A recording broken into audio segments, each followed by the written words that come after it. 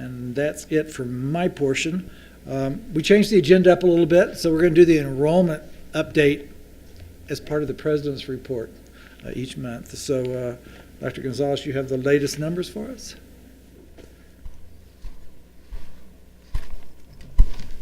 And then we're going to go right into having Greg Scargill do the Veterans Resource. What's going on here? It's the veteran doing it. I guess so. Madam Chair, members of the board, you should have the latest enrollment update. There's not really very different numbers from the last one. I can tell you that we still have about 37 courses that have not been counted in this. They're the short courses, so we still have room for growth. And, you know, at one time, student credit hours, that's how we got funded, and I would have really worried that it was down a little bit. But I don't think we have to worry because it's more, we're basing it more on performance and completion of classes. So that's the brief update of the enrollment. And we had, yesterday was the first day of spring registration, and right now we're down 13%, but it was just one day. And right now I'd like to talk a little bit about the Veterans Resource Center. We've had the Veterans Resource Center for just a year. We had our grand opening last year in October. It was October 4th, or not, yeah, November 4th. And I was given the charge of developing this Veterans Resource Center, but I didn't have any money to staff it. So I partnered with UNM Taos, and they had a Veterans Upward Bound program, and they staffed it. But there was some confusion with the students, understanding that it was Santa Fe Community College and this was UNM Taos. So we still are partnering with UNM Taos, but we've just moved, it's a TRIO program, so we've moved them into the TRIO program office, and that has worked out better for us. We're still partnering with them. But we developed we hosted about 3 focused workshops. We had one on personal budgeting, financial aid, and VA benefits, and all of those were pretty well attended. And then last year, Gregory Scargill was one of our work study students from the VA, and I saw that there was quite a leader in him, and I was going to need a new what are you called, a specialist? So I was going to need a new specialist come summer, and he applied and got it, and I'm telling you, this place has taken off since he's been here, so I'm going to let him take it from here. Good evening, Madam Chair, members of the board, and guests. I just want to thank you for inviting me to this meeting this evening, and thank you for the opportunity to take on the leadership role of helping out Veterans Resource Center. What we're passing out is just a quick kind of enrollment activity update. There's a brief timeline and also some enrollment numbers and some future directions and kind of a makeup of what our staff is currently. As you can see, as you review that, we did just celebrate our 1-year anniversary. And it's hard to believe that it's only been 1 year that we've been operational and providing services here on campus for our student veterans. Currently, we have 3 organizations, an organizational structure that includes the Veterans Resource Center, the Student Veterans Organization, also known as Veterans United, which is our student club, and we have the TRIO Veterans Upward Bound. And so,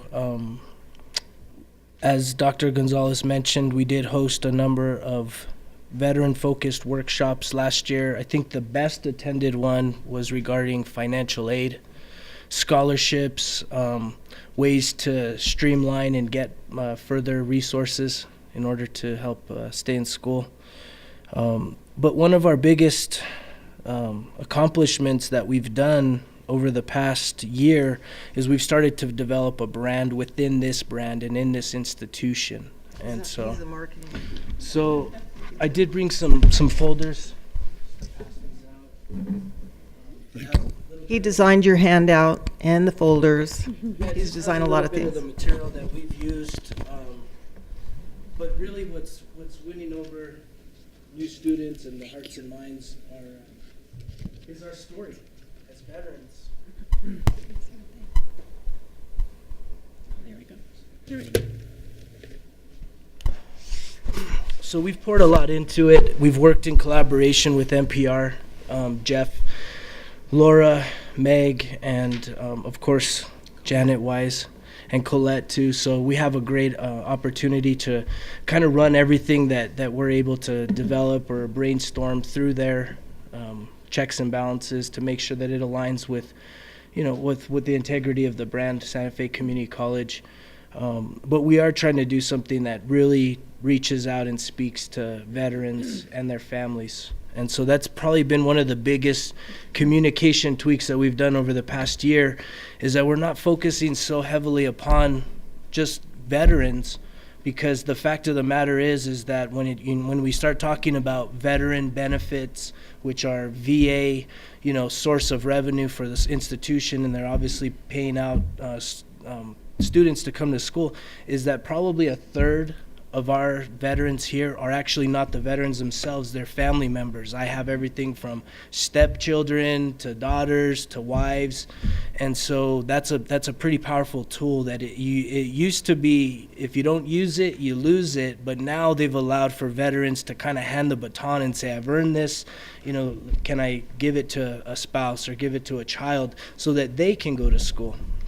And so we're really trying to recraft our message. And one of the greatest, things is that we're seeing things happen in real time, to where when I first came on, it's almost a year to the date I started there. And there was 3 work studies, and there was a cohort of workers out of this Veterans Upward Bound program.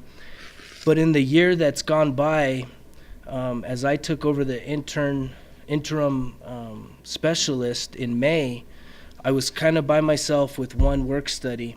As the fall semester started, we were able to get up to about 6 work studies. And when I say work studies, these are federally funded manpowers. I mean, zero impact. The money doesn't come through the college or touch the college. So we're able to harness more resources, more manpower here, and it all comes through the VA. It's just an additional incentive for, if you're using VA benefits, you can do this work-study program, and again, it helps our school. It helps to bolster our numbers. The 6 that I started with at the beginning of the semester were a mix. A lot of these guys that came on board, first and foremost, they were all males, and a big part of what my goals was to try and diversify, especially male, female. And I'm really proud to announce that as of today, we have 2 female work studies, and I have a 3rd that's ready to come online. And so that's really starting to balance out our numbers, again, helping us to really see a different perspective. Because I believe that as we reach, if we just try and market and communicate to the veteran, we're very single-minded. What we've seen in a lot of these outreach events, and we've done many, we were at the National Cemetery for Memorial Day, we were at Pancakes on the Plaza, and we have our little table, and a lot of times what we're starting to see is it's not the veterans that are coming up. It's usually a family member that's saying, hey, my son, my daughter, my cousin, they served here, can I have some of this stuff? And we say, of course. And so what we're seeing is 3 weeks down the line, this veteran is kind of squeaking in saying, my aunt told me to come down here. She's been writing me. What are you guys doing here? What's going on? So anyhow, we're trying to capture the heart of the community by reaching the family. We really feel that we can do that. And, a big part of what we're doing is saving lives. The fact of the matter is that with all this great stuff that we're doing, currently 22 veterans are killing themselves a day. And that's a tragic number. 1 is too many. And so we've already seen getting veterans, combat experience, plugged into school, redefining who they are, and we want to continue doing that. And so we're asking you guys to continue to provide with us and empower us to be able to do this in the years to come. We were very thankful. One of the highlights of this year was to become the #1 institution, a 2-year technical and career institution for Best for Vets. I think many of you saw the newspaper article. It's not a small publication. I mean, 270,000 publications go out, not just in the U.S. This is an international publication. And so veterans really do look to these resources as where to go. And I'm really proud of that veteran that was highlighted, Eric, for sharing his story, because that's a rare gem. That doesn't happen that often. And for that to happen that day, we're very blessed. So we did host our 2nd annual Veterans Family Resource Day. We had 29 regional VSOs come on hand. You know, we're looking to continue that and make that sort of an annual event. There's still some tweaks that we want to do to it. You know, we're calling it Veterans Family Resource Day, but we had it on a Monday. So we're looking at new opportunities. Maybe it's a Saturday. But we were very thankful for SGA and their contributions, you know, to Willie and the board. Some of them are here today for helping us, you know, and trusting us with the resources to get this to come to fruition. Some of the numbers here, again, I had to put asterisks there because as I've worked in the registrar's office and I've managed the veterans files, you know, I've seen a lot more files than what our numbers are showing. And so I think that we need a little bit of open-mindedness to say we're working with OP to really try and capture how many veterans are coming here. Again, the other statistic that's really missing is that dependent from there that's using VA benefits. And so we definitely see growth coming. The office was completely packed today with people, you know, trying to figure out the ropes and how do I get in school, how do I get enrolled, who do I see, what do I do? And so we know that these things are working, that we're doing, and we want to continue doing them. We definitely see growth coming. We know more veterans are returning home. I have a statistic here from Workforce Solutions. In New Mexico, this was 2013 stats, there's about 175,000 veterans in New Mexico, and Santa Fe makes up probably about 10% of that number. So there's about, you know, and I've heard that number's increased, but, you know, we're talking 17,000 veterans here, young and old alike. So we definitely have a population here that we can reach more and more.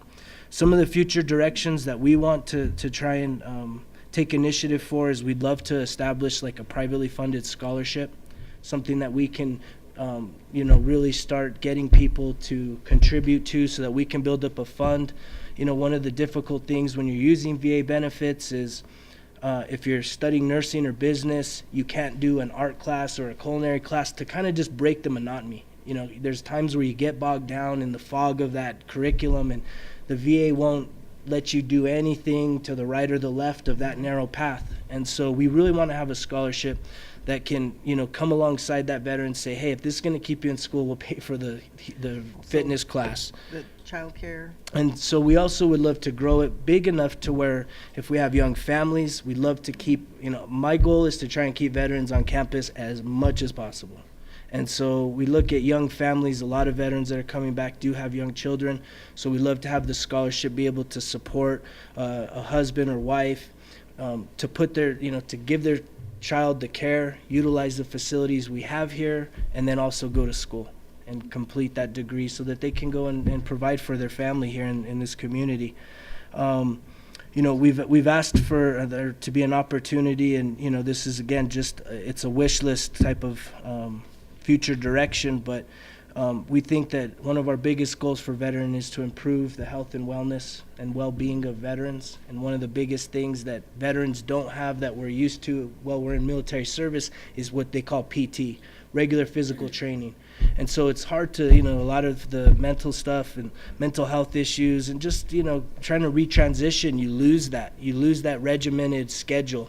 And so we're asking not only the community college, but also the mayor and the city of Santa Fe if there's a way to be able to create a way for greater access into the fitness centers that we have in this community for veterans and their families. Because we know that fitness is one of the most natural, quickest ways to reduce stress. And that's for everybody, but I'm advocating on behalf of our veterans and their families. And as we see that our numbers are growing, we're so thankful for the space that we have, but we need to start planning for sustainability and for growth and trying to look for a little more stretched space. We're thankful to cohabitate right now in the Office of Student Development, but I think as the years pass by and we've taken the time to really look at what we're doing there, for a lot of veterans, I don't want to call them antisocial, but it's difficult for a lot of veterans to not be able to just walk off the street or off a hallway and go into a veteran's door. There's times where those student ambassadors, and we all praise them and love what they do, they're so high energy, but I think we lose a lot of people coming in and seeking our help because it can be overwhelming. And even in our office, it's hard to drown out their enthusiasm, and we love it. We don't want that to ever go away. We never want that enthusiasm to go away. It's a big part of this school. But that HEC room downstairs. Well, I took him over there already, and he's in love, but, Whatever I have it to. takes. Whatever it takes, Madam Chair. Oh, that was it? He- Go ahead. I want to make a comment concerning Resource Day. I think it was real critical, because you did something that I think was really important. I think it's really important. Hit it to the heart, man, because that's where it's at, I think, and that would really happen that day, and not just for the benefit of the families, but for the benefit of those organizations that are there, so they can see each other and see the people that are here. Another thing, and you just mentioned it about veterans. Veterans are not, this nice little group of, and it's not. It's never been that way. And there might be the guy that is part of the familia, and there's one that might not be, and I think you have that sensitivity that you understand that. And it's the same thing with, it's like somebody was telling me today, that they think that the families of the veterans are in more need sometimes than what the veterans are, and I think that's an important thing to remember and to be there with it, and sometimes I think many times in many programs you bring everybody in and everything's cool and everybody's happy, and then we let go. Don't ever let go, man. Don't let go of the veteran. Don't let go, and always let them know that you're there, whether it be the one guy or whether it be the club member. Sometimes when I was here, there was guys that were part of the club, but there was others that weren't. They were just loners. And it takes a lot to break out of that. And sometimes they never break out, but they do take their classes and they get their funding and they get whatever they want, So I'm glad that you understand that. And you understand that because you're a brother, man. You know what's up, man. So that's important. That's an important thing that you're there, and that you didn't read it in a book. You experienced it, man. And to me, as a veteran, that's really important. So keep it up. Thank you. Yeah. Appreciate that. Yeah. Madam Chair. Any other questions? Madam Chair. Yes, I'm sorry, Pablo. I'm sorry. Do you, The program and the longevity of this program is good, but let us remember that it started with the Veterans Readjustment Program that started about 2 or 3 years ago. So it's been not just this program, it's been programs that have come before too. And a lot of veterans really, you all appreciate it. There's a lot of us out here that you don't know about, but we're here. And we love the program, we love what the school is doing, but we need to continue and reinforce what may happen in the future. Because we may go to war again, guys. Let's be Right. real. thank you. Pablo? Madam Chair, first of all, I'd like to commend you for your enthusiasm and for your knowledge and your initiatives. For making us number one in the nation, I think is something to really be proud of. Not only are you serving the veterans and their families, but you put us in the map as well, Santa Fe Community College. I like your approach of the family approach, because it's not only the veteran needs the support of the family. If they don't have the support of the family and support of the community, then it's going to be much more difficult for them to get through this. So I would encourage you to continue coming up with some creative programs for your veterans and their families. And regarding the narrow path that you talk about, there is a legislative remedy for that, and that is through Congress. And I think you can reach out to members of our delegation, our congressional delegations, and not only to benefit our programs, but benefit the nation as a whole. I think we need to emphasize more programs that are educational, are going to provide education for the veteran, as well as a support that they need. So I would encourage you to continue that. If I could just make one comment regarding that. Thank you for your thoughts, Member Cedillo. We are also a member of a national organization called Student Veterans of America.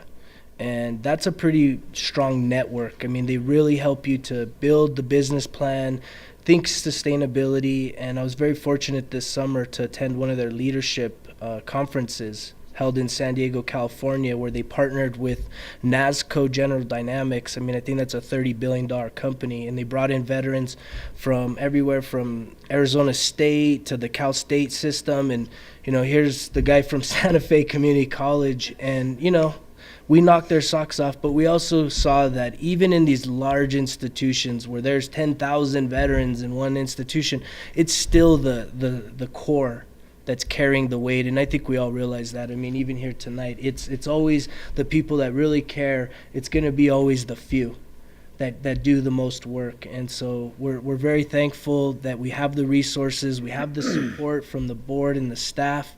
You know, one of our strongest people there is Susan Salgado. You know, she's really worked with us on expanding this work-study program, and, you know, we want to continue to do so. So thank you. Randy, you had something? I just want to make a couple comments. I want to thank Greg and the rest of his staff for the hard work and the great work they've been doing. They have put us on the map. Every time I go down there, and I need to go more often than I do, but I meet at least 2 new students that have been recruited in and are down there, and it's a home for them. And we're making a difference, and Greg, it's been under your leadership that we've really come this far, and I want to congratulate you for that. Thank you, Mr. President. Thank you very much, and congratulations on your Thank you. success. Thank you for having me. And now we'll do, Scott Whitaker is going to come give us an update on the student default information. I have to say, it was quite shocking to open the New Mexico and see that we were the #1 defaulter in the, at least according to the chart. And Yeah, well, that's why I'm here. yes, good. I'm glad. I called it was a Randy shock. immediately and said, "What's going on? We need a presentation." It was a shock to me as well. Thank you for having me. I think you all have this presentation, Yes. and you've been able to see it, but I'm going to go through it. I'll try to go through it as quickly as I can, because it could really take a long time if I just explained every last little piece of the puzzle. Some background information for what we're talking about here. Regarding student loans at SFCC, there's 9,152 students that attended at least one class last year, and we gave out 819 students received a student loan. So that's 9% of all the students that attend SFCC, just to put it in perspective. Clarify what are the sources of those loans? Because I don't. Those loans come directly from the federal government.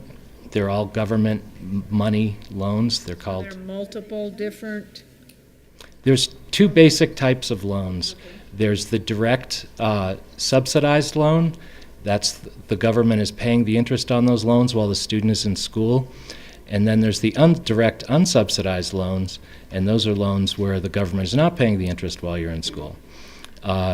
Those are the 2 kinds of loans that we have. Both come directly from the federal government to us and then to the student. But do they have names? Yes. Okay, what are The those? direct subsidized student the loan name. program and the direct unsubsidized student loan program. Okay. Madam Chair, it used to be that student loans went through banks. They don't do that Yeah. anymore.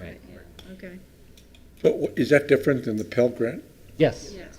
Yes, that's different from the Pell Grant. The Pell Grant doesn't need to be paid back. These do need to be paid back, and if you don't pay them back, you go into default on them, and then the government holds us responsible for that.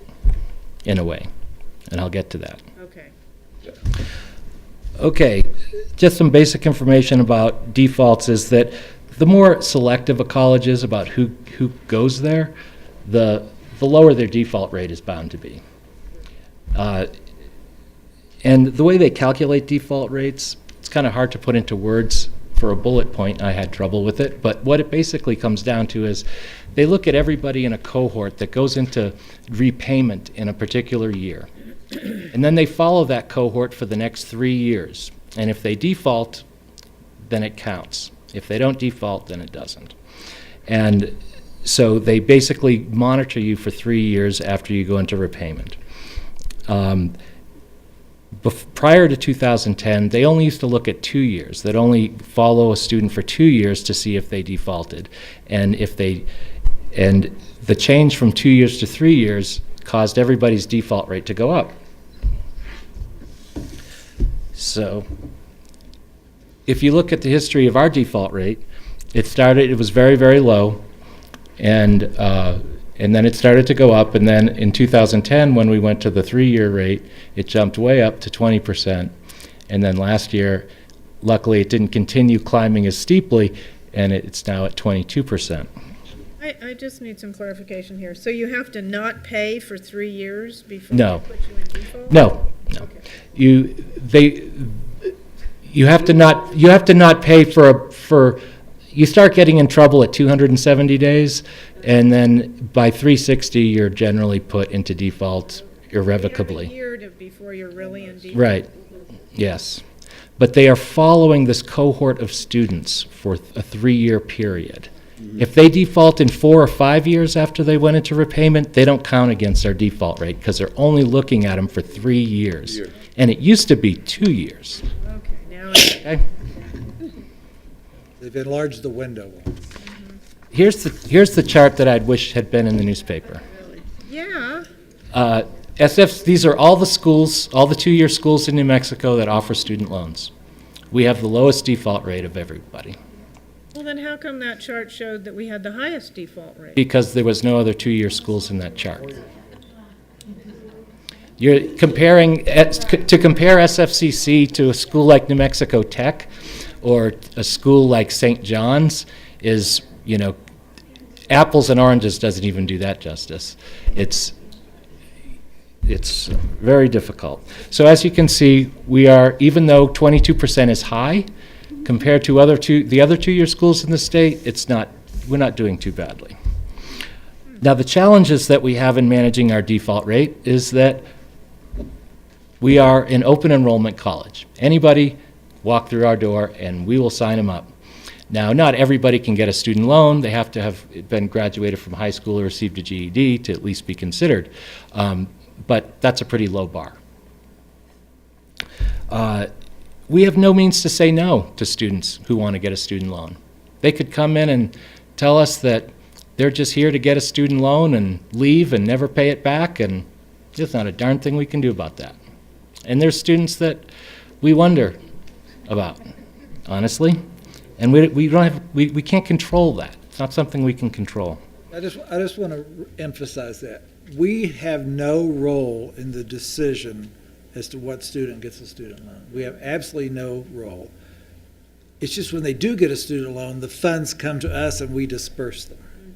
Well, we do play a role, but we can't say No decision role. We can't say no. Yeah, we process the loan. We do a lot of work in making that loan happen. don't make the but decision. we don't make So the exactly. New Mexican had an editorial about IAIA and how they were keeping their student default rate down because they weren't letting their students. They aren't participating in student loans anymore. That's an easy way to keep it down. Yeah. Don't participate in student loans anymore? Right, Okay. Yeah. They failed to mention that in Yeah. the editorial. That is an option, and some schools are looking at that, but then that doesn't help those students who need the student loan in order to make ends meet. Right. Right. One of the other challenges we have is that we don't have any control over the student's ability or desire to repay once they leave SFCC. Once they leave here, if they decide they are upset about their college education or upset at anything in their life and decide that student loans is a low priority for them and they don't want to repay it, what control do we have over that? None. So, help me clarify. The role of our financial office is simply to process the application? Yes. There's no criteria, there's no determinant? Oh, yeah, there's criteria, absolutely. Uh-huh. There's criteria. So we have a role in that. Right. Deciding that. Right. Who gets a loan and Right. who does not. We don't have any role in deciding if they get the loan. Well, for example, a student needs to be attending at least half-time to get a student loan. Okay. So if a student comes in and they're taking a 1-credit-hour fitness class and says, I want to get a student loan, no, they can't. So we monitor things like that. They have to have filled out a financial aid form. They have to be pursuing a major. They have to be making satisfactory academic progress. There's things that they need to have to do.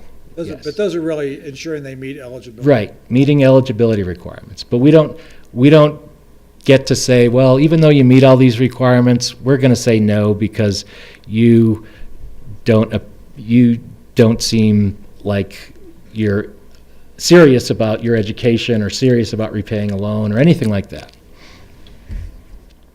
And then when students do, another challenge is when students do leave here, they often transfer to another school.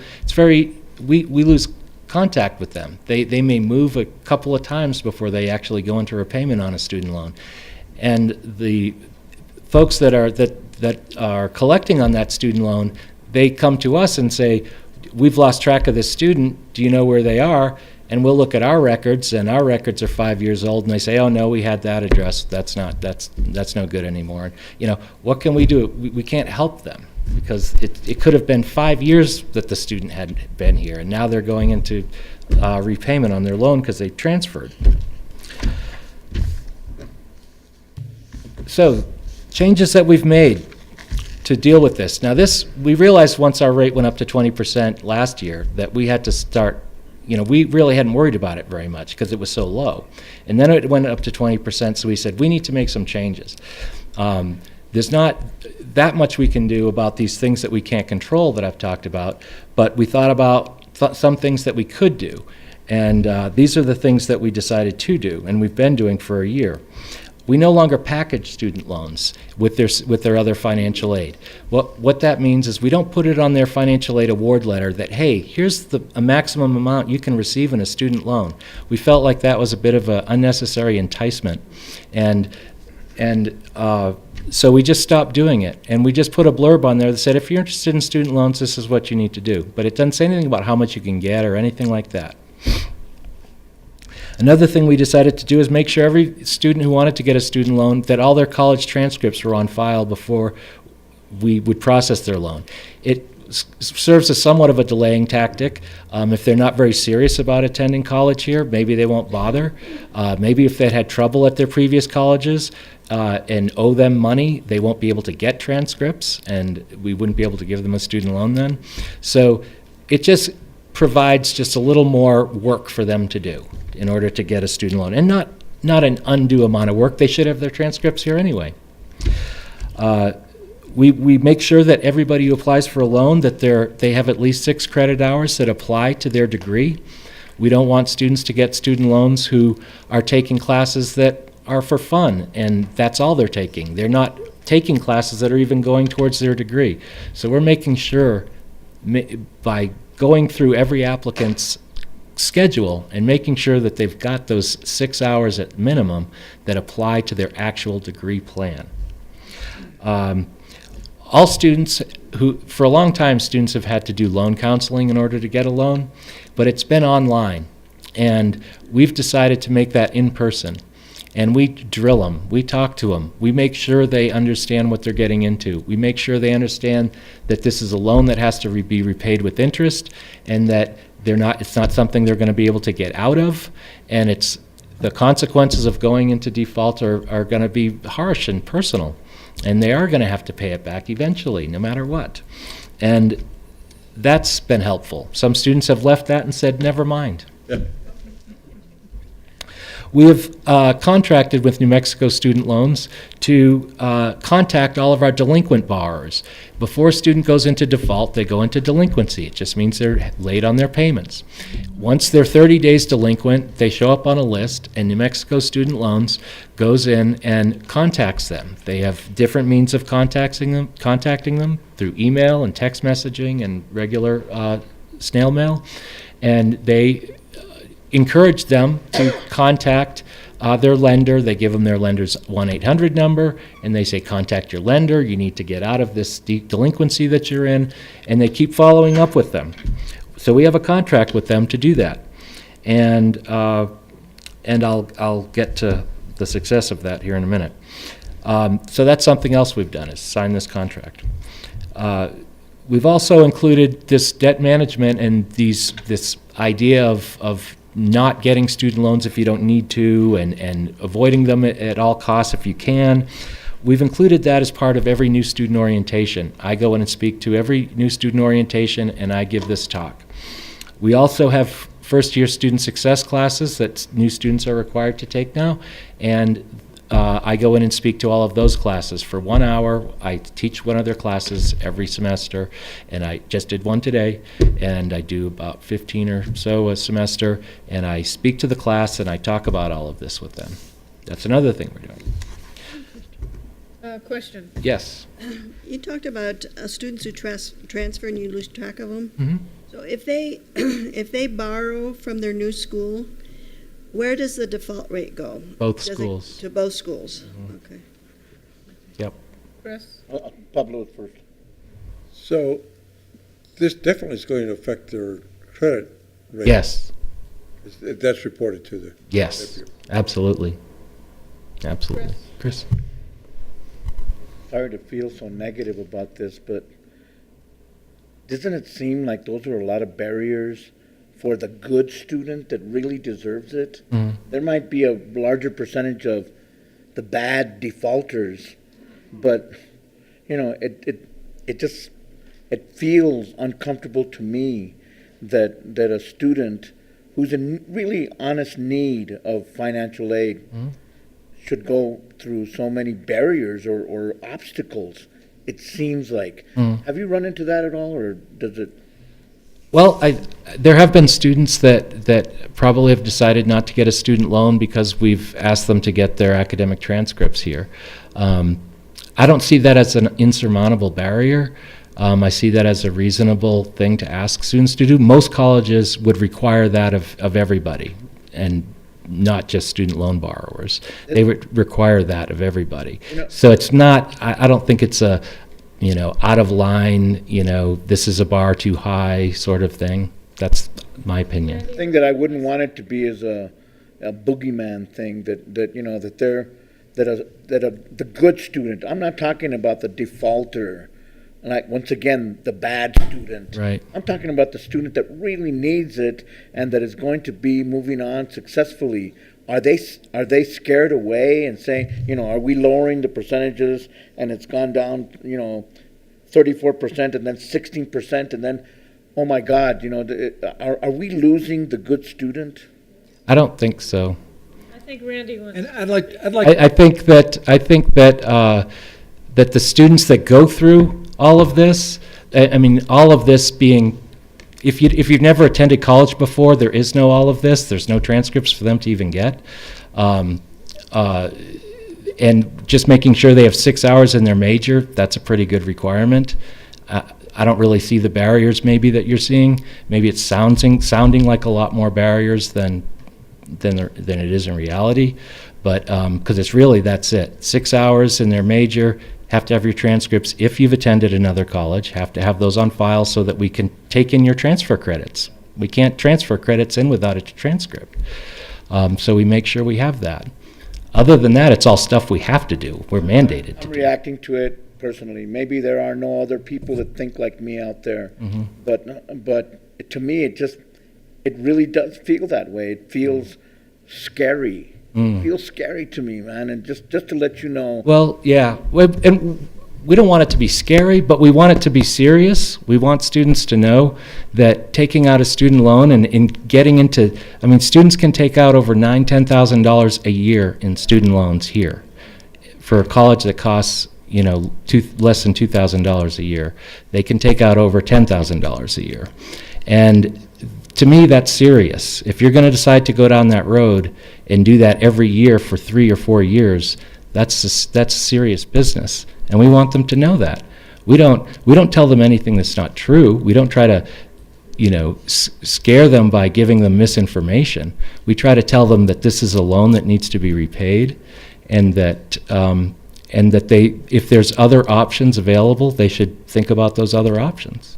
Okay, Randy and then Willie. Madam Chair, members of the board, there's a couple things that I want to point out. One is we want to make sure the individual is not going into a debt, unreasonable amount of debt that they're going to be able to repay and not affect their families. But I also want to ask Scott to answer a couple of questions. What are the implications for the college and for financial aid if our default rate gets to 30% or more for 3 years?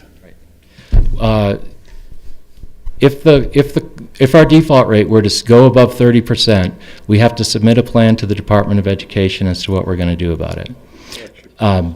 Basically, what we've done, it would be the very beginning of that plan. We've already kind of done that. It's not something that's been submitted to the Department of Education. Let's cut you off for a second. What could happen to our ability to give any kind of financial aid if we didn't rectify? I'm getting there. So that's with 1 year of being above 30%.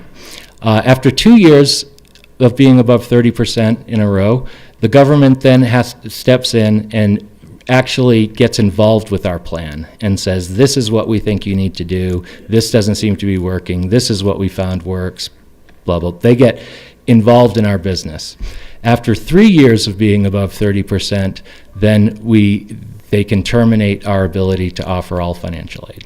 Including Pell grants. grants. Everything. Every federal aid. All federal aid. Willie?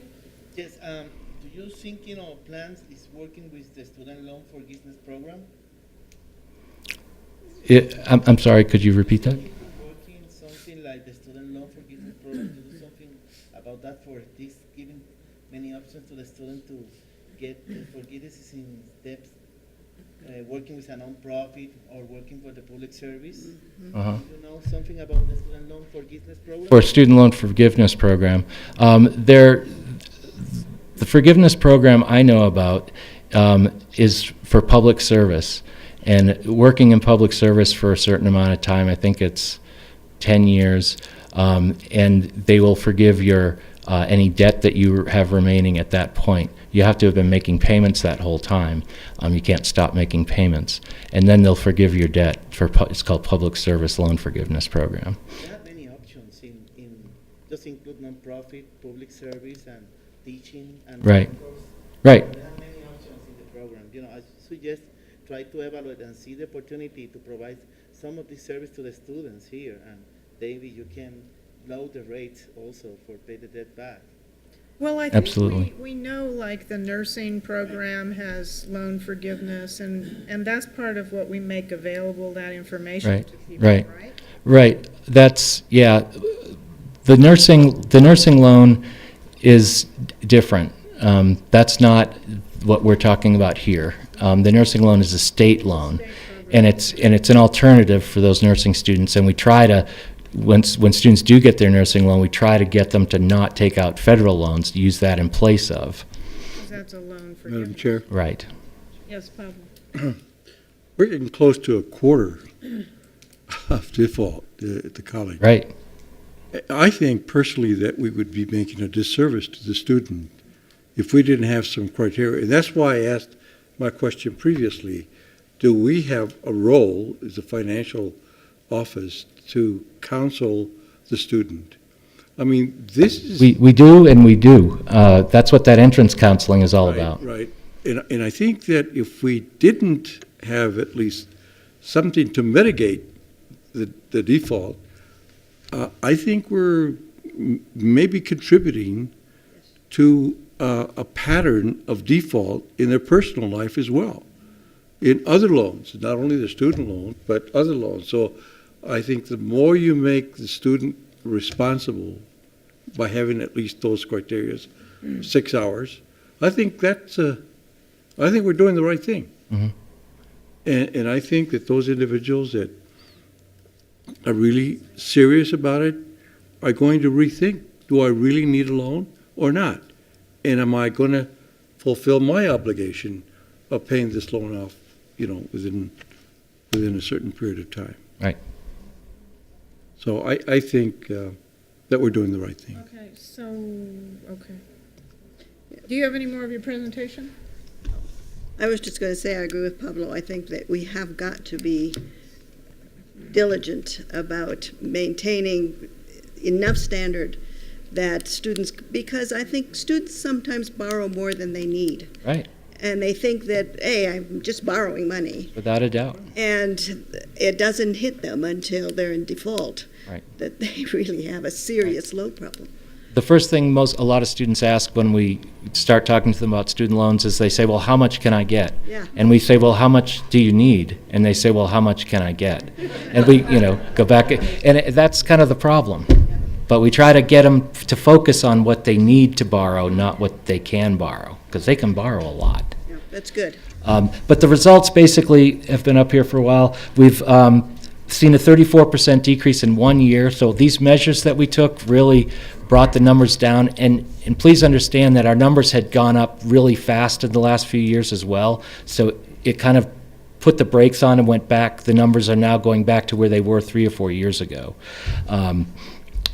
And it looks like the number of borrowers, that's really what I can control, and I really can't even control that. Just basically, amazingly, I think the not packaging the student loans was kind of the biggest thing that we did.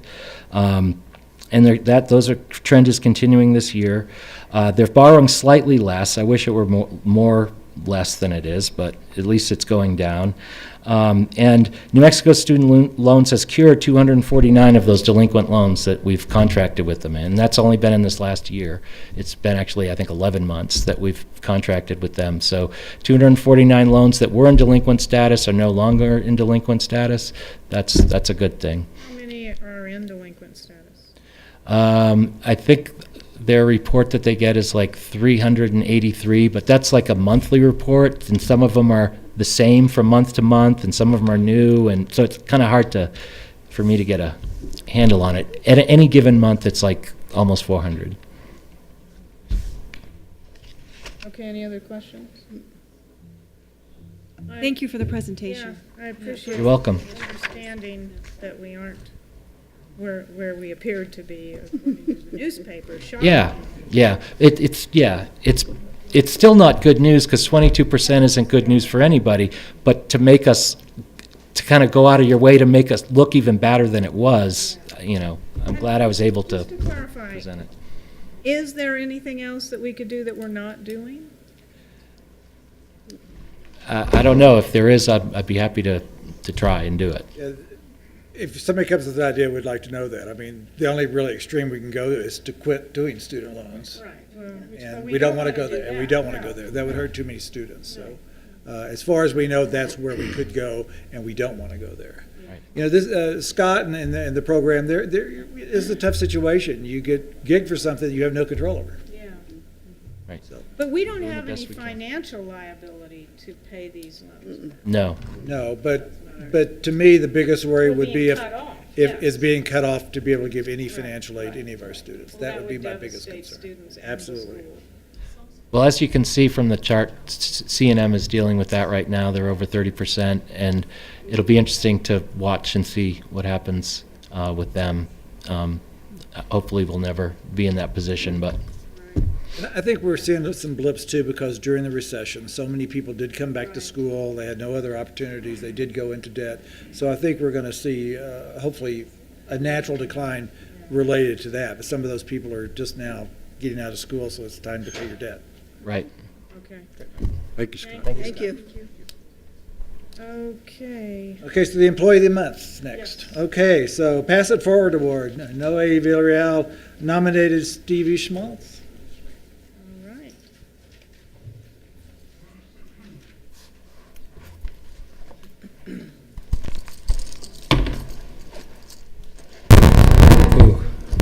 Madam Chairman, members of the board, it was an honor to nominate Stevie Schmaltz for the Employee of the Month, and it's called Pass It Forward.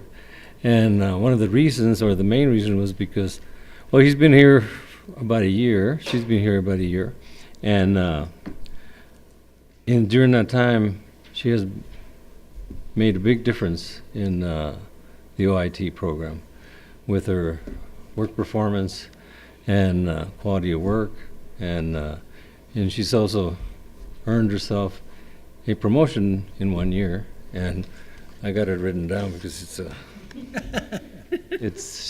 she was promoted to Senior Technology Support Technician, and so that only proves more on all the good work she's been doing, and it's an honor to nominate her for this award. So, Thank you. Congratulations. Do you want to say anything, Steve? Madam Chair, members of the board, thank you very much. Noe, thank you. It's been an honor working here. I love being on higher education campus. I've gone back to school while I'm working here, slowly, so that I don't overdo it. And that's going well. And I just love being part of the team here and bringing my gifts to the table as everybody else brings their gifts to the table so that we can all succeed. And it's been a joy, and I hope to be here for quite a while. Madam Chair. Madam Chair. Pavel. I have a personal comment about Stevie. When I first got on the board, I was having difficulty with my computer, and she came and helped me, and not only fixed the problem, but gave me some special instructions, and I really appreciate that, Stevie. You made it work, and it's still working. I forgot my password today, but I recovered it. And so I just want to personally thank you for what you're doing for Santa Fe Community College. Thank you. Thank you. And Thank you. Thank you, Noe, for. Thank you.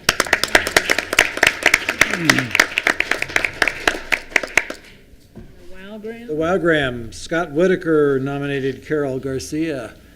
Carol's not here. I can't give her a hard time. Look like Carol's here. You thought you got rid of me? Not so fast. Okay. She's not here, but I'll just tell you why I nominated her, I guess. Is that how that works? Carol, as you all may know, is our coffee cart woman. And she actually started with the coffee cart, literal cart, in the campus center, and now has a beautiful new facility with the remodel. She's just a joy to see every day, personally, for me. She knows what I order, small decaf Americano. She's got it down. It has since, I think, the second time I went to her, and she does that with everybody. And she knows your name. She remembers your family's names, and it's just she's just so great. I think she's a great face of the college, because a lot of people that come here do for a function in the Hamas rooms, they go to her to get their coffee during a break or whatnot. And I think she's a great sort of ambassador for the college in that regard. People get a very positive impression of us from her, I think. She's very friendly, treats everybody with respect, and she just makes a great cup of coffee. And I think she's just a hidden treasure of the college, and really one of those behind-the-scenes people that keeps this college running very smoothly and caffeinated. Except for you, decaf. Yeah, I know. I can't do caffeine. Thank you. Scott, she did write a little statement. She said, "I want to thank Scott Whitaker for nominating me for the WOW Award. It was a nice surprise and a great feeling to know I'm appreciated for the service I provide to SFCC staff and students. Thank you so much." Great. Thank you. Okay, public comment.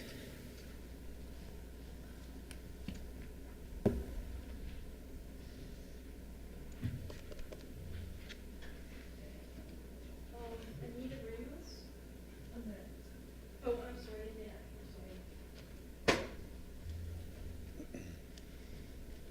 guys. Come on up.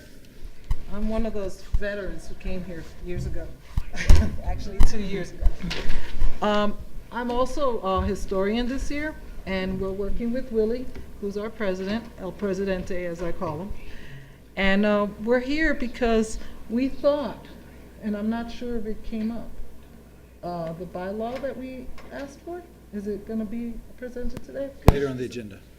The Constitution? It's later on the Yeah. agenda. Yes. Okay. Well, she's Valerie Romero. She's a new student here. She's been here, what, about a year? My name is Valerie Block Salazari Romero, and my legal name is Valerie Romero, but I'm really tied into my culture and community and, you know, the winds that have raised me as I know and embrace as New Mexico and what I've come to learn and love. I've been on this campus since 06, 07. I got my GED. I got the lottery scholarship. I was one of those at-risk youth. I went through the criminal justice system and all those things. And so I'm working really closely with Ernest Kavanaugh's group with leadership and becoming an ambassador and utilizing my integrative self as I've learned through Emily Stern and things. And so I'm a member of the SGA. And so we're here to present that as a student body. We've come together as a team, and what we're doing is trying to come up with recommendations to introduce to you as to how you can better help our student population. And so I'm really grateful to see what's happening around campus with suicide awareness and prevention and things like that, because I really benefit from such things, as I'm not a veteran, but I have other specific needs that I have been able to reach out to veterans on different levels. And so, and just the whole atrium, you know, we've all come together as a family more than anything. And so We came today to talk about that transparency committee that came up with the bylaws or the introducing of a certain language in there. I personally just oversat and oversaw what they were doing, but she was actually an active member, so that's why she came up here, to let you know that we bring our heart and soul to this school, and we really work hard here, and we really applaud that Randy is such a nice person to us. He really is. He's not just a fake. He really goes out there, he talks to us, he believes in us. So we appreciate that part. And we also appreciate what you guys do, because we don't know you as well, but we know his face. So we came here to let you know that we're serious and we commit to this school, not only our hearts and our souls, but we also commit our duty and our time here to make this place a place that people can come, learn, and be appreciated, and then move on. So we're not here just like maybe sometimes you think we're just the paycheck. We're not. We're here to give of our hearts and souls, to be part of the community, and to make Randy even look better. We really work hard at that. But we also would like for you to appreciate when we come to you with certain issues and we want our voices to be heard. So that's why we introduced that to Mr. El Presidente, as I call him. And we worked hard on it, and we wanted you guys to know that we don't want to ever be ungracious to you. We don't want to disrespect you. We just want you guys to equally understand that we love you, we want to work with you, but we also want to be heard. And that's all we want. We want respect, and we want to give it to you, and we want to earn it. So that's why we're here tonight, and I hope it's okay. And I get emotional, I'm not going to lie. But The secretary of the SGA. or historian, please, because it's gender neutral. Doesn't want to say something. And Valerie working in the subcommittee of transparency and budget, and you know, we are working to make some changes here, try to encourage the students to participate and have the ability to be here. You know, and in some way, we are now working in creating these bylaws, and the subcommittee make the subcommittee something more substantial in the way we can, you know, giving the opportunity to the student be here, you know, participate, provide the information we need to get more ruling process and more transparency in the budget. You know, it's amazing. This year we separate the funding. Now we are working to create this transition and auditing process with the budget. In some way, the student has the confidence, the trust in Randy, that we can make something good that in the next generation of the SGA can be supported and have this transition process. I don't get, when I came here. You know, in some way, we need to rule in that. We need to see the way we can also bring and increase the participation of the students, this SGA. You know, this process happening because we understand that we have the maturity in this moment to move to the next steps, to create these bylaws for the SGA, create values in the SGA, and at the same time create a protocol process that can help us to define more better the thing we're looking for, you know, in the future. Okay, so we just want to let you guys know how we felt. Thank you very I would much. also like to make a couple other comments on what was discussed today, and Chair Siegel, President Grissom, members of the board. Like I said, I've been a student on this campus for quite some time. I'm also working to enhance disability services because I've learned to embrace my differences as more my abilities than my disability. And so I'm one of those students benefiting greatly from the student loans because not only does it enable me to get the behavioral health care that I need, but it also enables me to have the gas in my car. It also allows me to buy those diapers for my baby. It also allows me to know that I have somewhere to fall back on. Because this community, this campus has been the one place that I've always kind of run back to, I guess, as I've, matured and grown and over these last years. And so I just want to thank you for all your hard work that you do. I'm very grateful to have you as the ones representing us.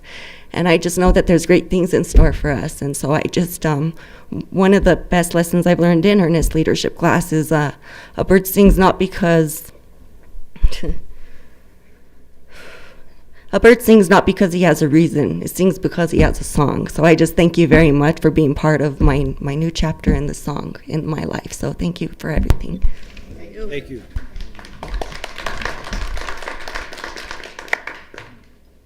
Any other? Okay, well, thank you all. Okay, I have to get back to the agenda. Actually said it. I do not plan on defaulting on my loan.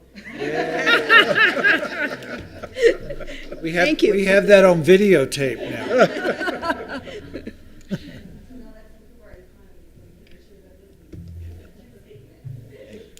Okay, we're on to the Faculty Senate report.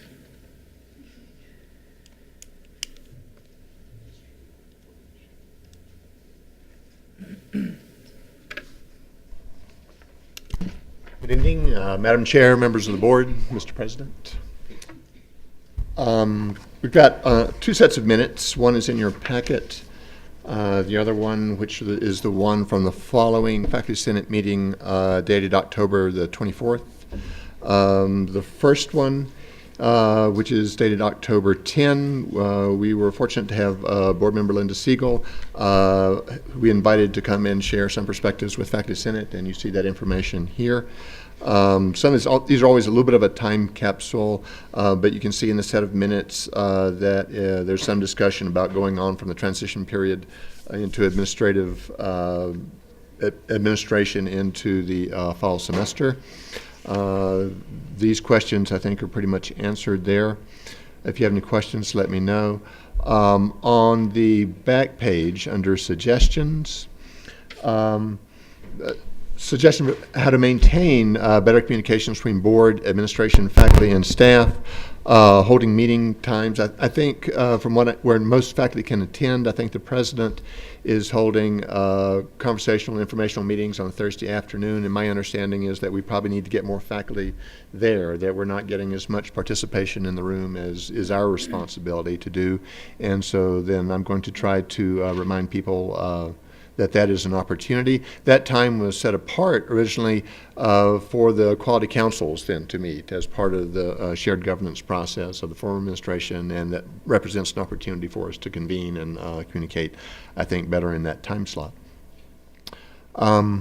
Would like to draw attention, please, 2 paragraphs down from there. A suggestion was made that the Senates get more time in budget for its groups, at least so the representatives have enough time to do their jobs and that we have a real office space. Ms. Siegel mentioned to bring a request to her of these things. The issue underlying it is that there is currently assigned 4 ATA, or alternative time assignment, for Faculty Senate officers, of which there are 4 in the chair, vice chair, communication, and secretary role.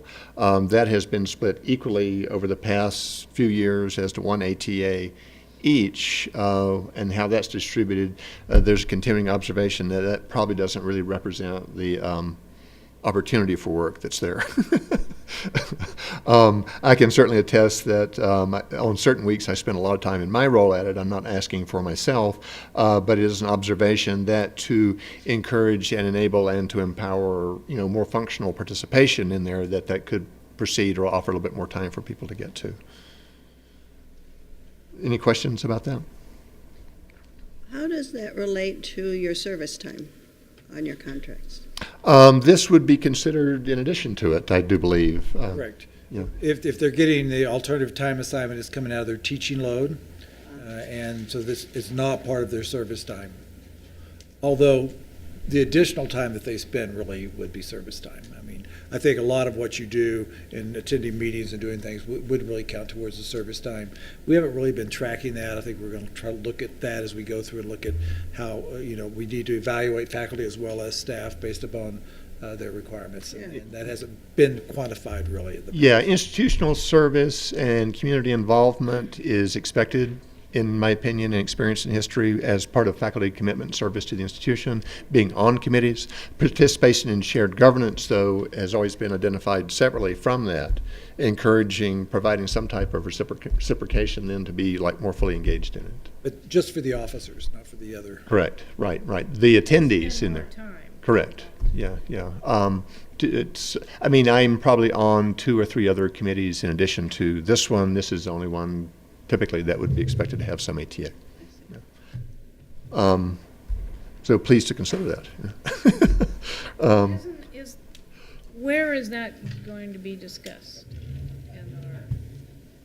Well, there's a faculty workload task force that's looking at it, and the ATA is one of the, it was called procedures, but I think it should be it was called guidelines, but it should be a procedure for ATA. And so that is something that once the faculty workload task force finishes the basic policy part, then we can go into what would be the procedures. Yeah. And that's where that would be. Yes. The ATA. And just to say, I would be open to having more ATA for the officers, because I think the original thought was only the president did any work. And so in the original days, I think the president took all of the ATA, and that as time has changed and the officers have gotten more involved, which is good, they started sharing that, but we didn't ever change the total amount that was available. Yeah, correct. Yeah, and then the ATA typically appears on a chart that I believe proceeds from the Vice President of Academic Affairs office. The ATA is not currently identified in the Faculty Senate Constitution per se, but in the Faculty Senate Constitution, it specifies that we have 3 adjunct officers to attend and participate, encouraging participation from that part of the college's constituency, and that is remunerated or compensated through an unspecified small stipend, which has been really the Faculty Senate budget, actually, which I think is $600 annually and has been there for quite some time. And so they get about $100 each per semester of work. So, riches flow. And that remained? I'm sorry? That's a stipend that remained? Yes, ma'am. When the stipends went away? Yes, ma'am. Well, the Stipends have not gone away. But that is a stipend that we still pay. Yeah. I mean, it proceeds from the Faculty Senate budget, so there's also opportunity there when things get better. You see, proceeding also a conversation then about the upcoming board election, which I think historically there had been the past 2 times there have been 3 forums or interview forums. One was the League of Women Voters, and then I think the college also performed a panel discussion, and then also Faculty Senate presented one. And so then we're discussing having the same format again going forward, and to continue to give the community and the college community, really a lot of ample opportunity with the candidates to understand what opportunities and positions that are being brought forward in that context. Is that with the staff and faculty senates? I think we presented as Faculty Senate, but we would certainly welcome staff participation in it. We pretty much followed the League of Women Voters format for that, of questions prepared in advance and asked with kind of pretty much equal time along that. But it was good. I mean, you could begin to see through those 3 roundtable forums. I think it was Ms. Keith and Ms. Romero were a part of that this last time around, and it was really well attended, I thought, and very productive. And so, let's see what else we have in here. And you can see really talking about the same thing of the board election, faculty senate and staff senate presenting communications to the board each meeting. And I think that's pretty much that for that particular one. Are there any questions? I have a question. Yes. There is no, in New Mexico, there is no state prohibition for a faculty member to be a member of the board, or to run for the board?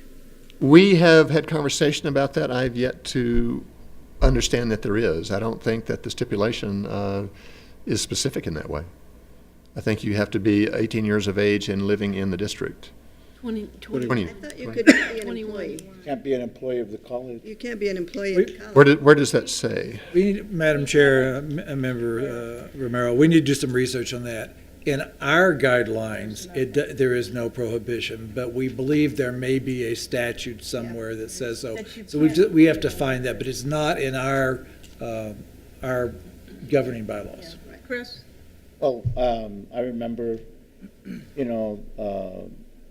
when I was an employee here, asking about that, and they said an employee cannot run for the board.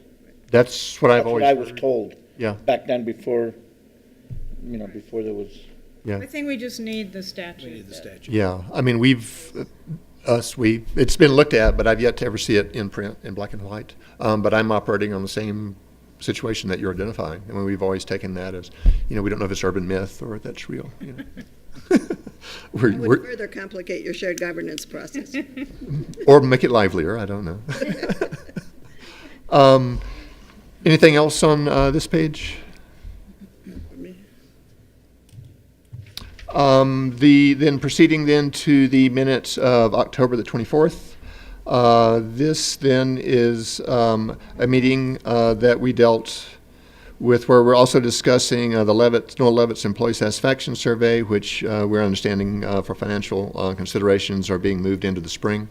Faculty had supported the idea of it being done actually this semester per se, but we can understand under the financial situations that that's moved forward, but still make a case for moving it into a time frame of where it's, again, done regularly and annually on clockwork.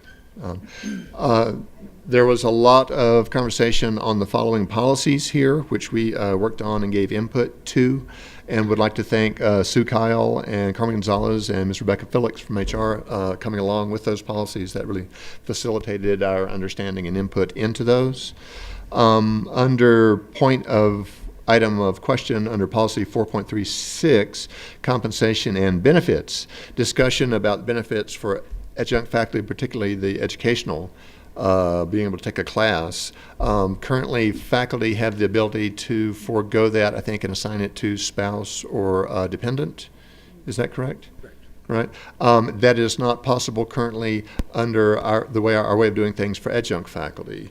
And I've heard it mentioned kind of regularly if that could at least be like given then to dependent or perhaps spouse in the same semester. We realize that it may place more financial consideration into the matter of it, but if classes are making already meeting enrollment, that is not necessarily a detriment to it, we're asking. And the idea that having access to education, self-improvement, and betterment builds a better society, then we would like to make, a humanistic appeal to being able to consider that, and be able to extend that and give some consideration there. That we're providing a large support for education in New Mexico, and then if a dependent or spouse could take that class in lieu of the faculty member, we don't quite understand where the harm is. And I can't remember if we got it into the final minutes on a policy 420, added e-cigarettes to the policy as a recognition of the changes in the way people smoke. I would change that to consume nicotine, actually, because it's actually a nicotine delivery process rather than smoking. Small matter of import. Anything else there? A little bit of an update, if I could please, on the Shared Governance Task Force. Just trying to give a little bit of an update on this. It has not been, I would have to say, a philosophically creative process as initially thought moving into it. It has met regularly since April and May, but progress has been incremental I think, really at best. And Faculty Senate is currently caucusing with Staff Senate to establish some critical and shared perspectives before reconvening with a full task force. We're optimistic that we can still identify a policy befitting this critical and fundamental policy for SFCC. It is, in my opinion, worthy of us to seek a progressive policy befitting our commitment and history with institutional shared governance that adequately represents the college constituencies.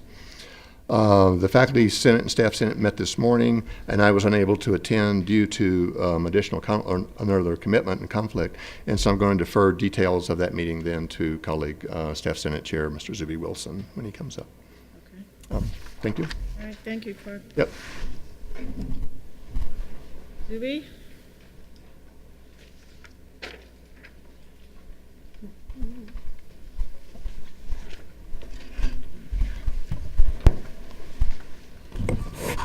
Madam Chair, members of the board, Mr. President, this is my colleague, Elaine Palin, who's the new co-chair of the Staff Senate. And so I welcome her and hope as time goes on, she will be taking on more and more of this, and I will entertain you guys less and less every month, hopefully, as we go forward. So, so I'm going to let you go first because we've been talking for a long time, and it was part of our letter that we sent to the previous president about the issue of whether or not we could at some point have an ombudsperson for certain kinds of conflict resolution. And Elaine has actually come up with an idea that's working its way through our HR committee. I think deserves further attention. So if you want to introduce that idea, and then I have some other things to talk about. Okay, thank you, Zuby. Hopefully it doesn't squeak.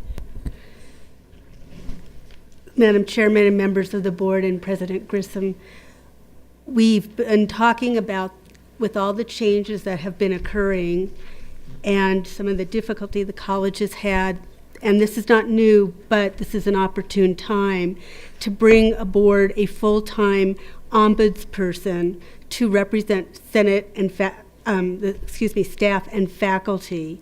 Right now, the college does not provide an employee assistance program or any type of third-party type of counseling for someone to intervene when employees are having problems. I believe that instituting this position would most likely save the college a lot of money with regard to personnel lawsuits and personnel disgruntlement, and that it would help morale as well. Okay. And that's an official position of the Staff Senate. We have been discussing this, and it is working its way through our HR committee right now. So it's just something that we've been discussing, wanted to bring forward. And we have spoken there. There's been even the previous president. There's been fairly universal acceptance of the idea of some sort of an ombudsperson position, but it hasn't moved forward, despite everyone seeming to think it's a good idea. So and I know we're in a financially tight situation right now, but I think it's time for us to also begin talking about philosophically what's that look like and how could we include that. I know in some places it's a full-time position, other places it's a contracted position, but looking philosophically at how that would fit into our structure, I think even before we necessarily have money to fund a position like that, being able to look philosophically of what our commitment would be, what we think would be good in terms of that would be a healthy discussion going forward. In terms of things we have been talking about a lot in the Staff Senate, we've been going through a lot of policies, and I think that's healthy. There's some of the policies coming through have been coming through that needed to be addressed right away, and I think it would be a mistake for the governing board to assume that those are completed policies. Some of those are, as Clark had mentioned earlier, there's some concerns about people have wanted to include adjunct faculty, spouse, and family within some of the educational benefits for many, many years. And as this came through that policy that would have addressed that, there wasn't time to include that as part of the conversation. And so hopefully we will, even though things are coming through at this time, we can understand that everything coming through is not necessarily in a completed form, especially things that we needed to get done for various external reasons over time. Another thing, the staff teaching policy continues to be a conversation going on all across campus. Staff Senate, Faculty Senate, the Chairs Council. There's a lot of concern about how, especially as chairs now are having to make the schedules for summer and fall at this point, whether or not can we consider including the staff as part of our teaching pool. I mean, our position is, and I think that it's broadly felt, is that getting the best instructor into the classroom should always be the primary concern whenever we're choosing our faculty members. And so if that is a staff person and that staff person makes a commitment to, as the policy is currently written, to fulfilling whatever duties that they have outside the regular 8 to 5 hours if they're teaching 8 to 5. I think it's a great policy. We like the policy the way it is right now. And if there is going to be a change, we'd like to see that come through the Governance Council or go back to enforcing that policy as it's written going into spring, summer, and fall of the year. Because it's a good policy as it's written. Administratively, if there are people who are potentially not fulfilling that, those loads, that's an administrative thing to handle. Their supervisors need to say, you haven't been doing that, we're not going to allow you to, and that's how the policy is written. If people are not completing their duties, then they just don't get to teach again. So, or there may be other disciplinary means for people who don't follow through on those contracts as well. The 7 faculty senate, as Clark mentioned, have been caucusing separately temporarily, and both in the staff. I will say, when we brought this to both the staff and the faculty senate as whole body, both bodies are adamant of inclusion of administration in this policy pathway. And so we were permitted to move forward temporarily, but our intent is to come up with some draft documents and include administration and all the students, government, and all constituencies. In fact, at the meeting we had this morning, we had talked about whether we would like to, and we'd like to see board involvement. I know the board was looking at some point at some of the shared governance policy, and we would welcome board input or participation in helping to develop that policy. One of the things that has come up in our policy development is, and the board recommended to the staff senate in our Constitution, which is coming back your way for review, and we've made the changes that you suggested and were accepted by the staff senate. The inclusion of that there is free speech within shared governance, and there can be no retribution for anyone for anything they do within that governance, and that's brought up philosophical issues and conversations about how we do shared governance. And while the student senate and the faculty senate and the staff senate all are elected bodies that have internal, and this is not about the current administration, but just administration in general, the administrative council, the representation are chosen by the president, not as there is no administrative council, and I don't think that necessarily is something that it should be, but it changes the nature of their participation in shared governance from the elected bodies that put the other people into shared governance bodies. And so it's brought up issues and concerns. We had an example recently where something that was said within a shared governance context was then left that meeting, and the discussions that went on were used for something other than just coming up with the best possible policy. And that raised hairs on some people's heads about whether we need to have that level of what is the role of the administrators within that meeting? Were they there with all of us as colleagues to come up with the best possible policy? Or was their role in there, did they have another role in there of administering the college that led them to need by the reason of their position at the school, to take action other than just to help create the best possible policy. And so that raised issues, and it comes to each of us, are we each there, are the administrators in there to represent an administrative perspective or to represent the administration? And those are interesting for me. Philosophically, I mean, this goes back to my undergraduate studies, and it's very fascinating to me to think about that. And I think it's a very healthy debate. As I mentioned a couple of meetings ago, we promise to create the best shared governance policy, but not the easiest one. And so we expect that there will be challenges, not only for us in thinking about who do we represent, for administrators, what is their role, and for the board, what is your role? Where do you fit in? When things come your way, how do you react to them? So we're creating a great policy. We'd love to have board participation. We're coming up with some very, I think, innovative and good documents that I think deserve great consideration. They may not, and we do not intend to try to make a college that is run by committee, but we would like to have quality circles. And I think one of the key things we want to make sure is core to this whole document is that shared governance isn't a way to make everybody feel included in policy development, but that shared governance creates the broadest possible input that creates the best policy and creates the best environment on the college. And so I think there's a difference whether it's there to make people feel included or whether that inclusion is something that really makes the best possible college environment. And that'll be an ongoing conversation. Madam Chair. Sylvie, are you talking about trust? But are you talking about trust? Well, I think not. That would be simplifying it too much, I believe. I think that there is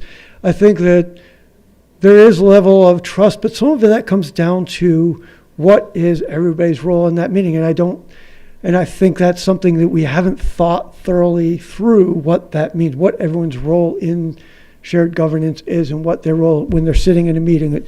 If we had assumed that everybody sits in a meeting as a part of a policy group to come up with the best possible policy, when we found this, that some of the discussion then turned into something other than just creating the best, but that breached trust. So yes, in that level, but I don't blame the individuals. I think everybody is operating within what they believe is their role at the campus, and maybe that just is something that we need more time to does define. that need to be clarified, you think? Which, but The persons that are maybe representing the administration?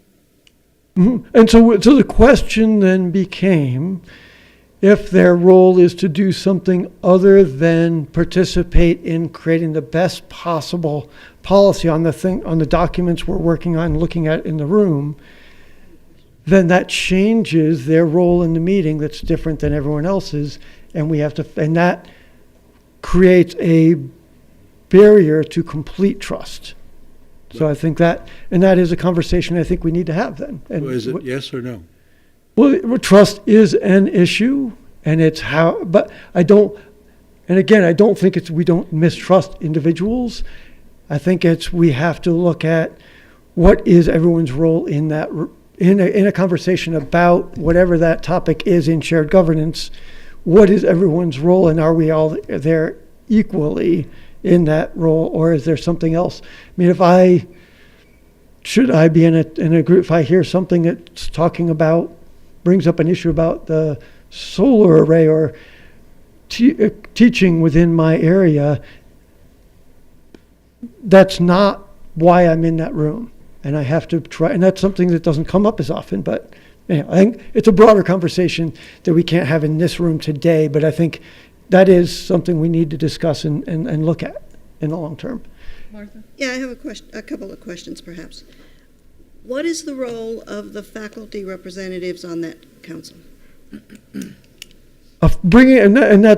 We had that conversation this morning. So when we talk about that, then we all have to look at all of our roles. Are we there to represent a faculty perspective, or are we representing faculty senate that's in place right now? And These things are not resolved issues. These are just issues, like I said, it's not going to be an easy process, but it's going to be the best process because we're looking at identifying the nuances and giving credence to some of the challenges that underlie that I don't think are always addressed on college campuses within. I think people just assume a lot of things. We really want a nuanced approach and really come up with, like I said, what the best policy is. And we have to look at that. I have to look at what is my role on shared governance and how much of it is me, how much is it who is sitting on my staff senate that's telling me their opinions, how much is it the entire staff that's at the college right now, or how much of it is what is best for staff in perpetuity at the community college. So when you, Those are all different things, and we have to figure that out. so when you think about your elected Mhm. positions, are you elected to represent your constituency, or are you elected, in your view, to take messages to the group? So it's the kind of trustee versus representative, so and did they elect me because they thought I had good perspectives or because I represent them the best? I consider it to be a combination probably of the two, but I consider it my responsibility to make every effort to find out what my constituency's perspectives are, and I do a lot of meandering around campus trying to do that. And I think, again, I don't think we can resolve that tonight, but these are the kinds of things that the committee is really trying to dig down into because it doesn't say in our Constitution really what that is. When you're faced with a position where you have one position and your constituency has another, When I come to this body, if I have a different perspective than my constituency, my job is to present the staff senate as they tell me at our meetings. Thank you. Any other comments, questions? Elaine may have a position on that too. She's also elected chair. But I think these are all things we're working on. These issues are coming up. We haven't figured out the answers, but for me, it's exciting that they're coming up because that's how we will create the best possible policy, is looking at the deep nuances of interactions in that kind of a forum. I think this is a good process, and I hope you all will continue to flesh it all out. Anybody? Okay. Thank you very much. Thank you very much. And the student government report? I'm gonna be short. Okay, in the last few meetings, we're working in create and giving substance to the subcommittees we created. We created a subcommittee of solutions, the Transparency Budget Committee, and the Sustainability Committee. We are now working in performs the bylaws of the committees and the bylaws of the SGA. At the same time, we are evaluating maybe to add some little more change in the Constitution for putting pro forma the subcommittees inside of the Constitution in that area. Also, we are working in the waste or recycling policy.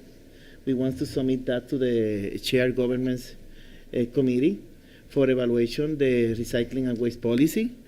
And also we have to recognize we have one student, my chairman, he made the waste station in the American Recycling Day, and was a good thing we're doing there. Also we sponsor the Veterans Resource Day, and we have a good activity too in that area. For now, we are trying to add some process in the Constitution for auditing the budget. At the same time, make some transition process for audit process. I believe we need to mature this thing, because in the past, the students came, take charge in the SGA, and we don't follow any process or transition process. And we need to create this transition for the healthy of the Student Government Association, and at the same time for keep the transparency in the college. All that. That's all I have for now. Okay. Thank you. Okay. Consent agenda. Ooh, consent agenda. I just want to say one thing about the administrative policy. We're not there yet. Oh, We're on the consent agenda. I don't want to remove it, I just wanted to point out the changes that we didn't talk about at the last meeting, but that we talked about that we needed, and one of them was lowering the amount of money that required board approval to $150,000 for contracts, putting some language in about something that we're doing anyway, but the inclusive budget process. And So is that it? I have two minor comments. Do we have to take it off the consent agenda? Well, or let's can we take, deal with it? we'll have to take it off the consent agenda. So And do you have any I comments? move that we take 1.6 off the agenda, of the consent agenda. Okay, so that's removed now. And 1.8 is fine? 1.8 is fine. Okay, then let's vote on the consent agenda, including the work session and the regular board meeting, and 1.8 and the auditor letter. Is there a motion to approve the consent agenda? Second. Any discussion? All those in favor? Aye. Opposed? Motion carries. Okay, now, items removed. 1.6. Okay, I only have two small comments. If you look at that policy, section B1, there is a statement that I think we should be clear about, and that is in the second line, request for proposal shall in all cases identify a contract person. Do we mean a contact person? Or do we mean, or how does contract get defined? Where is that again? Second line on B1. Should be a contact. Contact. Contact. Contact, okay, if we can make that change, that would help a lot. The second one is under 2A. We say amounts up to 100,000 may be authorized and executed by the Vice President for Finance with the approval. But then we say the board must be notified of any contract over 100,000. Notified. Right. Yeah. Of any contract over 100,000. But who makes that decision? Over 100,000. Well, the president's approving. The president can approve up to 100,000. Oh, I see what you're saying. But then we're saying, but we only need to be notified if it's over 100,000. So that seems, That's a conflict between the 150 Yeah, and the 100. yeah. So do we just need to go to 101,000 for contract? well, I think the simplest way would be the board will be notified of any contract of 100,000 or more. But then we still have the gap, So- don't we? What's happening right now, the way I read this would be that with the president's authority, the vice president of finance could do contracts to 100,000. Contracts between 100 and 150 could be approved by the president, but have to be reported to the board. Anything 150 or more has to be authorized by the board. So are It we, used to be 300,000. so are we, yeah, I'm not quibbling with the numbers. Right. But are we saying that in the contracts of up to 100,000, the board doesn't have to be notified? Correct. But the way I'm reading it, it would be, and maybe we should say that the president must notify, may approve, the president can approve contracts between 100 and 150. That's what it should be saying here. But I have to notify the board that we did one. Right. If it's 150 or more, it's got to be approved by the board. Right. But do we authorize then the president to approve up to 150? We don't. No. So I guess we need to change one of those, either to 101,000 for approval or whatever it is, or 150,000 for contracts made without the board's approval. We could just change number A to be, instead of being the vice president, that the president can approve contracts up to $150,000. That any contract over 100 must be reported to the board. Yeah. That would satisfy. That works for me, yeah. Would that include notifying the board Right. Not to ratify, but to Notify. notify. It'd just So- be another report in the Just like, financial report. Yeah, just like right. we already do The right now. grants, Yeah, yeah. yeah. So my suggestion here would be to change this to say contracts and agreements, the dollar amounts up to $100,000 may be up to $150,000 may be authorized and executed by the president. And the board must be notified. The board must be notified of any contracts over $100,000. That's fine. That That clarifies the, Because I could authorize the vice president to do the contracts. Right. sure, Right, okay. So you have that, Donna? Okay. Okay. that's it. So do we move approval of the policy with the changes at this? Yes. is what we- So, So I move Madam Chair, I move approval of the SFCC Administrative Service Policy 1-6 as presented to the board and as amended in paragraph 2A. One and B1 and B2A. B1 and B2. okay. B2A. There's a second? second. Any further discussion? All those in favor? Aye. Opposed? Motion carries. Okay. Now we're on to the action items. Approval of the financial report.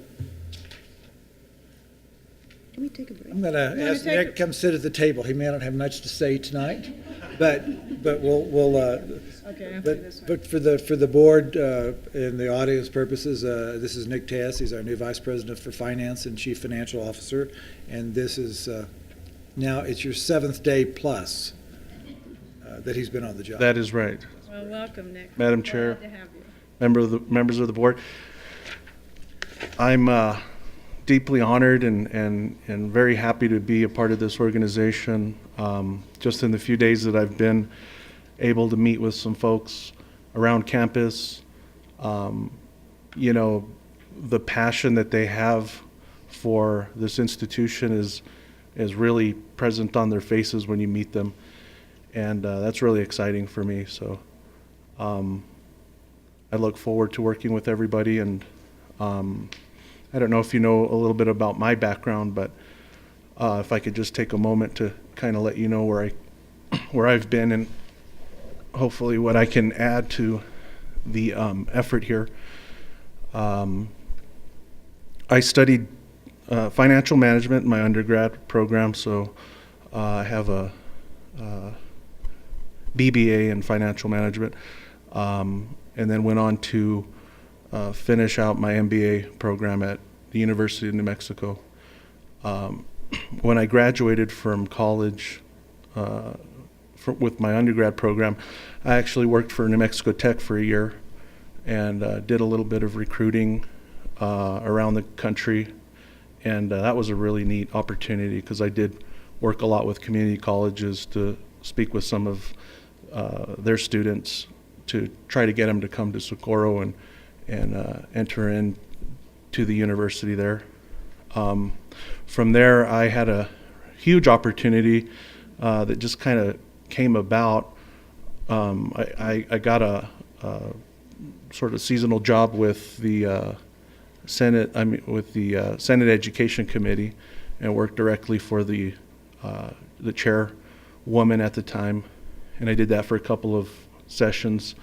From there, another opportunity presented itself, and I got full-time employment with the Senate Majority Office and worked directly for Senator Mary Jane Garcia, who was the Majority Whip at the time, and deeply involved in all of the different educational initiatives, both public school and higher ed and community college within particularly Doña Ana Branch Community College at that time. So I had that great opportunity. From there, got to learn a little bit more about public finance, having worked with the Valencia County Commission as my title was finance director, but with lean times and doing more with less, really served as a controller and CFO for the county.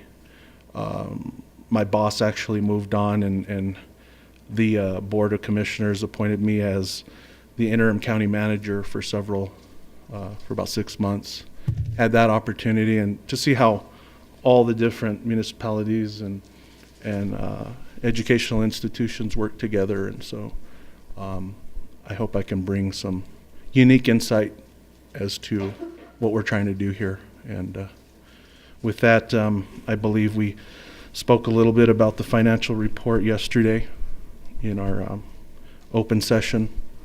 And I'll stand for any questions if I can attempt to answer them. Well, let me just mention that the Finance Committee, which is made up of 2 board members, Kathy and me, and 5 staff and 5 faculty, had a very productive hour-and-a-half review of all the financial statements.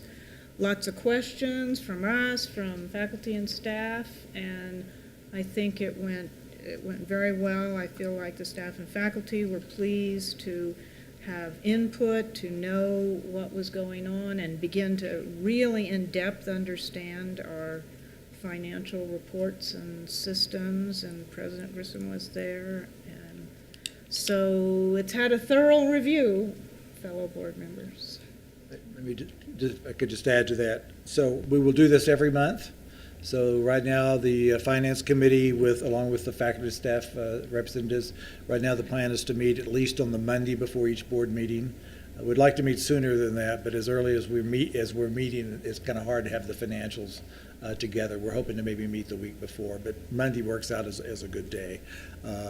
What I would like to do is I'll do it today real quick. I'll go through and just hit a couple of highlights, and between Nick and I, it'll probably be mostly me answering any questions today, but it'll be Nick in the future. Madam President, since it's the entire board who approves this, I think I appreciate. We want to go through it. I appreciate the extra time and effort that you put into it, but I think it is important that the rest of us be brought up to date. Absolutely. So I think we should briefly go through all I just wanted to tell you what we did do. We're going to, Madam Chair, members of the board, the management discussion and analysis section will probably be expanded as we move forward. It's really going to point out the highlights, but I'd kind of like to just step through the actual financials themselves. So if you look at page E1E, this is our bank account information. As of the end of October, we had $7.5 million in the bank. That's a combination of restricted monies from bond proceeds waiting to finish the higher education center and maybe a little bit towards the solar array. The rest of it is unrestricted for ING purposes. That compares to over $17 million last year, and the reason we're down is because we're finishing primarily the higher education center and the $5 million solar array project. On the very next page, which is E1F, you can see that through October, we're a third, 33% through the year. We've brought in 28% of our revenues. That's better than last year. Last year at this time, we had only brought in about 23% of our revenues.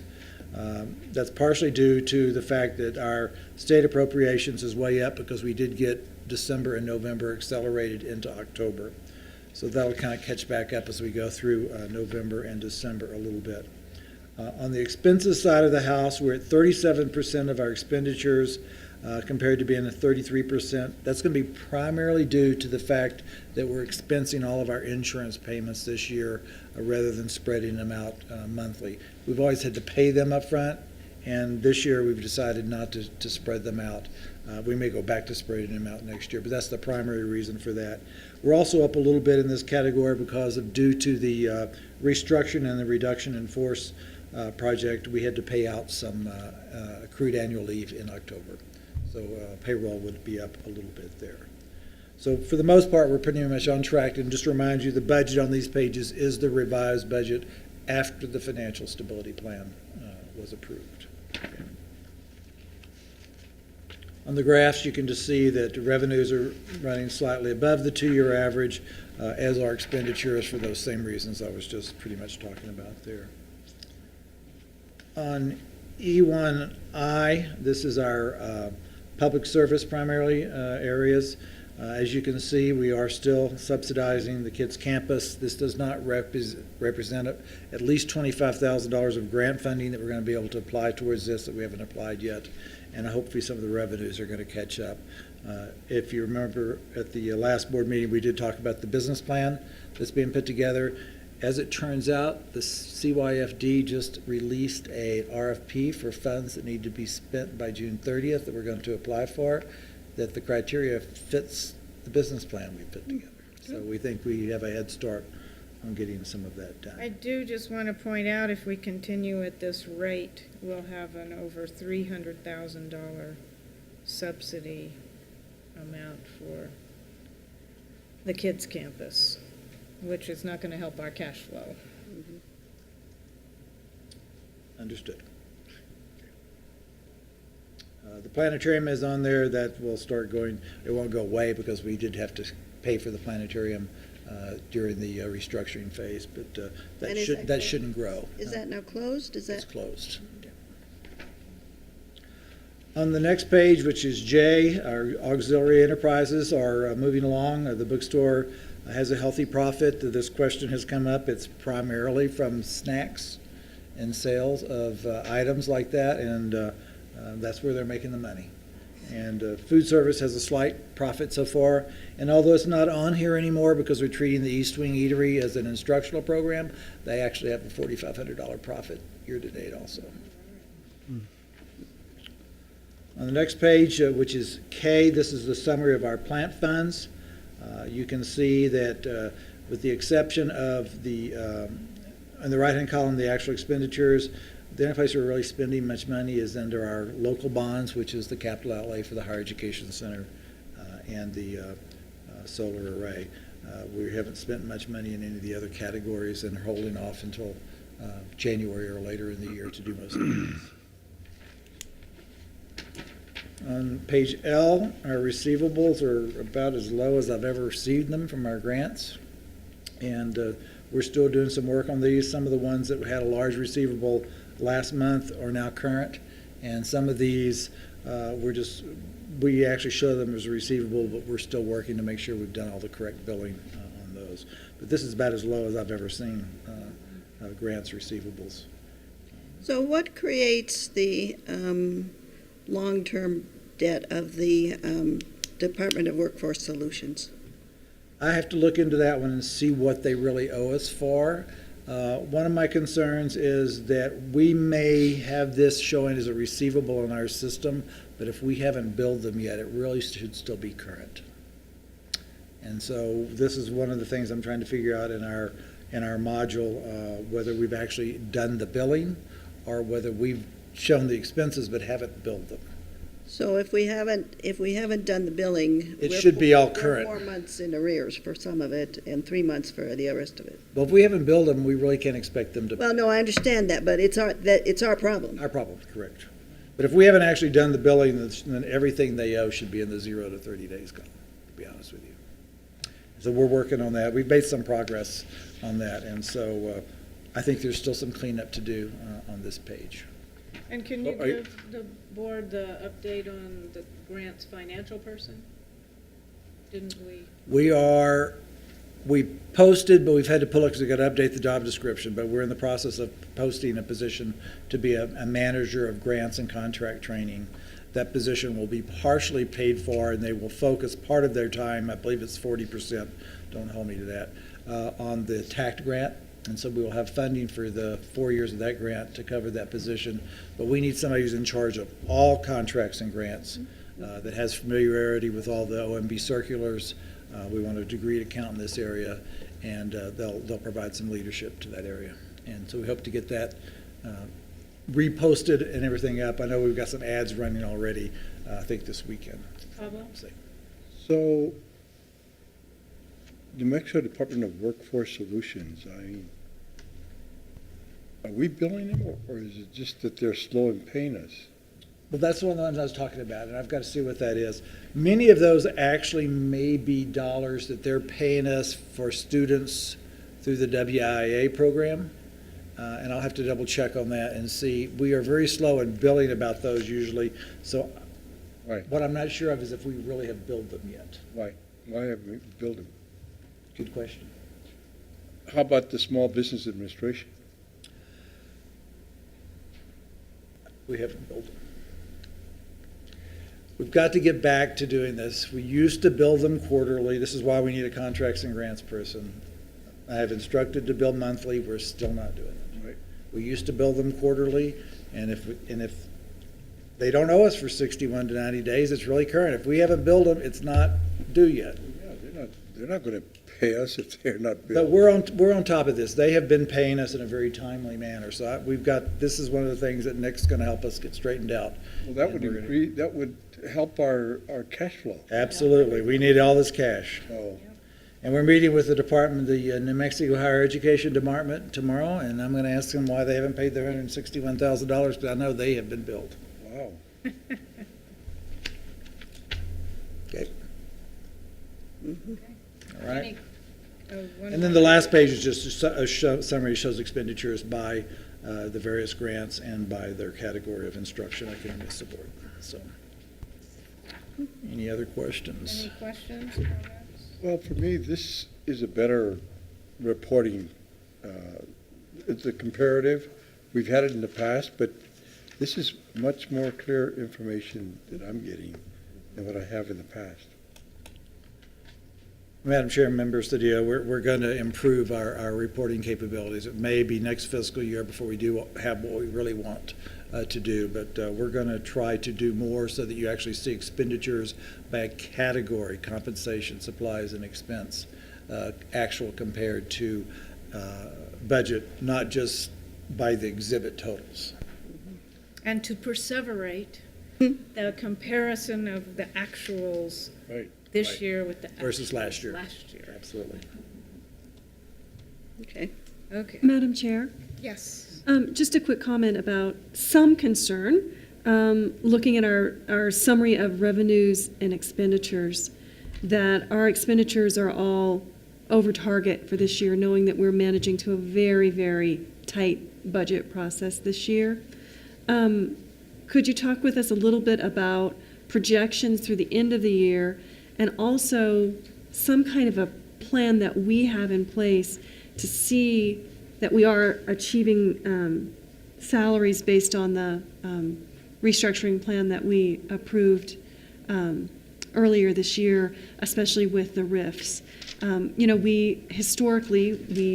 been in a place of approving some employee restructuring plans that didn't save us the money in the end that they were projected to save. So I'm just asking questions around that to ensure that when we get to the end of the year, we're actually going to be able to save what we projected that we save. Absolutely. One of the things that we're looking at is we've been doing the cash flow analysis every month, and it's actually updated every week, and to look at it.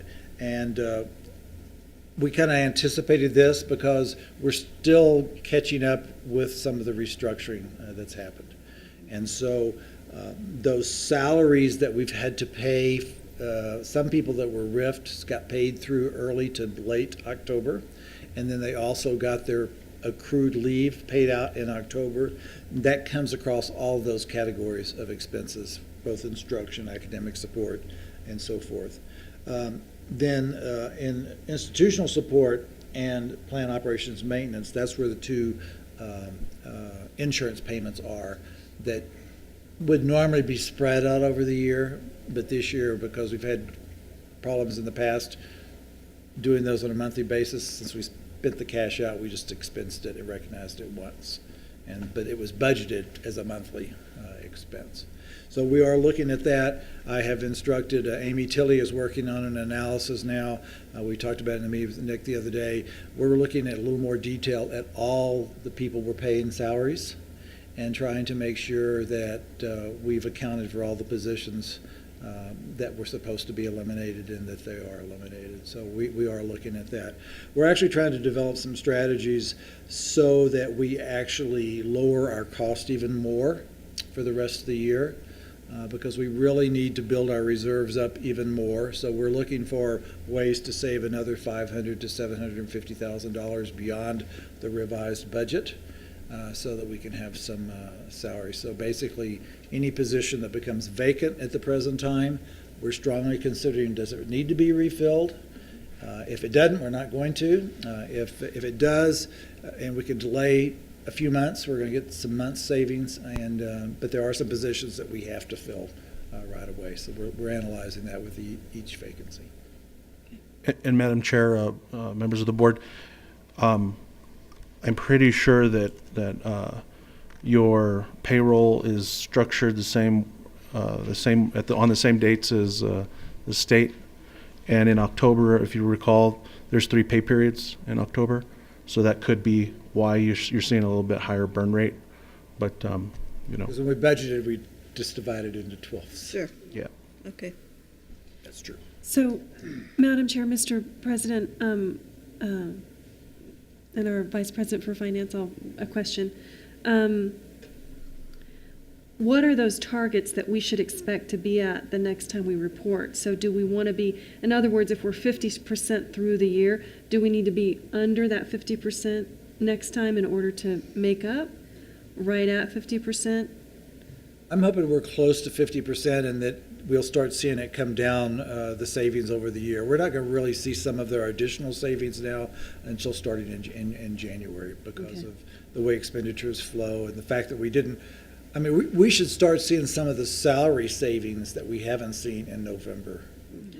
Now, whether we're going to see those, I don't know because of adjunct faculty salaries. But then we're going to see expenses go up because we haven't been paying, we're holding some of our big No. vendors. Expenses are showing up in there. We just aren't paying the payables yet. Oh, so we are. So we're expensing booking, it. in the most cases, we're recognizing revenue when it's earned and we're booking the expenses, but we may But not we're have not paid them paying yet. it. Correct. Okay. So there may be a few that we're holding, but not very many. We're trying to get everything that's owed in the system so that when we look at payables that are ready to pay, everything is in It's there. already there. We just may not have paid it. Okay. Just to remind everybody, though, which is probably a good part of this, we have maintained things. We will make payroll at the end of November and on December 12th. Then we'll get our first large payment from the county December 15th. We'll get another large payment from the county in January. And right now, it looks like we will be current with all vendors by the end of January. So even those vendors who have worked with us to allow delayed payments and those who we've just done it without permission will be all current. For most of them in December, but everybody by the end of January. Madam Chair, I move approval of the financial report. Is there a second? Second. Any other discussion? All those in favor? Aye. Opposed? Motion carries. Can we take a break?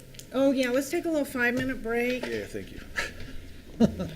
Sure wish it was warmer in here. Yeah. My hands are freezing. Hey, Henry, can't you turn the heat up? Not that quick. Where are we? We're moving the, Board election. Yeah, I'm going to ask that we move tab G up next. we're going to move tab G up for the policy. Okay. The first Okay. reading of Okay. policies. And I'll just ask the question when it Yeah. comes up. Okay, so, I watched and I swore I wouldn't do that. so do you want to give us your rationale for what's going on here? Sure. All of these policies. Oh, are we on policy? Yeah, we went to policies Move to tab because G. We're going to bring tab we're G going up to and then come go up. back. Oh, okay. All right. So these policies. Would you introduce yourself? Oh, sorry. My name's Rebecca Phillips. I'm serving as interim executive director for human resources. And this is Sue Kyle, who is serving as an interim employment specialist is the title. She's actually has a deeper background in human resources than I do. And we've been collaborating on a number of things in human resources. And tonight we're going to talk about these policies. Is there anything else you want to know? And you've brought us these policies because? Because all the policies here are driven by primarily for have external drivers so that we can be in compliance with the Affordable Care Act, so that FML is brought into compliance with current law, so that the drug-free workplace brings us, is a part of a response to an audit, a financial aid audit. So these are all things that are essential for the operations of the college and to, as I said, is to bring us into compliance. Yes, Martha. Yes. Okay, so I have a comment first, and then I have comments on practically every one of the policies. Okay. But just a general comment first. Sometime in the early fall, we approved a board policy that requires that all policies follow the same format. None of these are in that format. And so I just want to point that out to you, because the rationale that we used for approving that policy was that the entire institution, when it looked to a policy, would have a similar format, policy by policy by policy, so that it would be easy for people to find what they were looking for in each policy. So there is a very set process, a very set format that we approved for all policies, and none of these conform. Madam Chair, Member Romero, we thought we were using the right format. Yeah, Well, I will point out apologize. to you where they aren't correct. I apologize because I thought we had referred back to that. We've been using this same format for all the policies you're going to see. Well, I will not vote for them. Fair So enough. you better know that. Again, I apologize. I understood that we were looking at the correct format, and we will correct that, We of can course. have them for the next meeting. Yes, we don't have to vote on them today, so. Oh, no, this is the first I reason. mean, I have very little objection to the changes that you've made. I have some objection to some of the things, but I'll point those out. Thank But mostly, it's the formatting problem. Thank you, because that, we'll sort it out. I apologize. Great, that's all right. Don't apologize, just point it. Fix it. God, yes. All I need to say is that for some of these, they have got to be approved at the final reading in December, or we are out of compliance. I don't think there's a problem with getting them redone, but We'll get them and fix around more. but they need to be reformatted, and a couple of them, I'll speak about the changes that I think need to be made. I do have one process question. I plan to go through them in numerical order, but I see they're listed here in another order. Would you prefer that I follow the order? Could follow the order that we have. Fair enough. They're on our- Okay, thank you. Okay. The 417, drug-free. 417 is first, which is the drug-free workplace and campus. And Sue, I'm just actually going to turn this to you since you worked on this one most closely. Yes, I worked closely with Carmen Gonzalez, Dr. Gonzalez, and with Cheryl Fields, because they had just been through an audit that found us out of compliance with Cleary and Edgar, in the sense that we were not following pieces of it and didn't notify our employees annually about the fact that we are a drug-free workplace. In addition to that, we needed some additional components in our policy that are now included in it. Okay, so my first comment on these. In your policy overview and your policy statement is one and the same.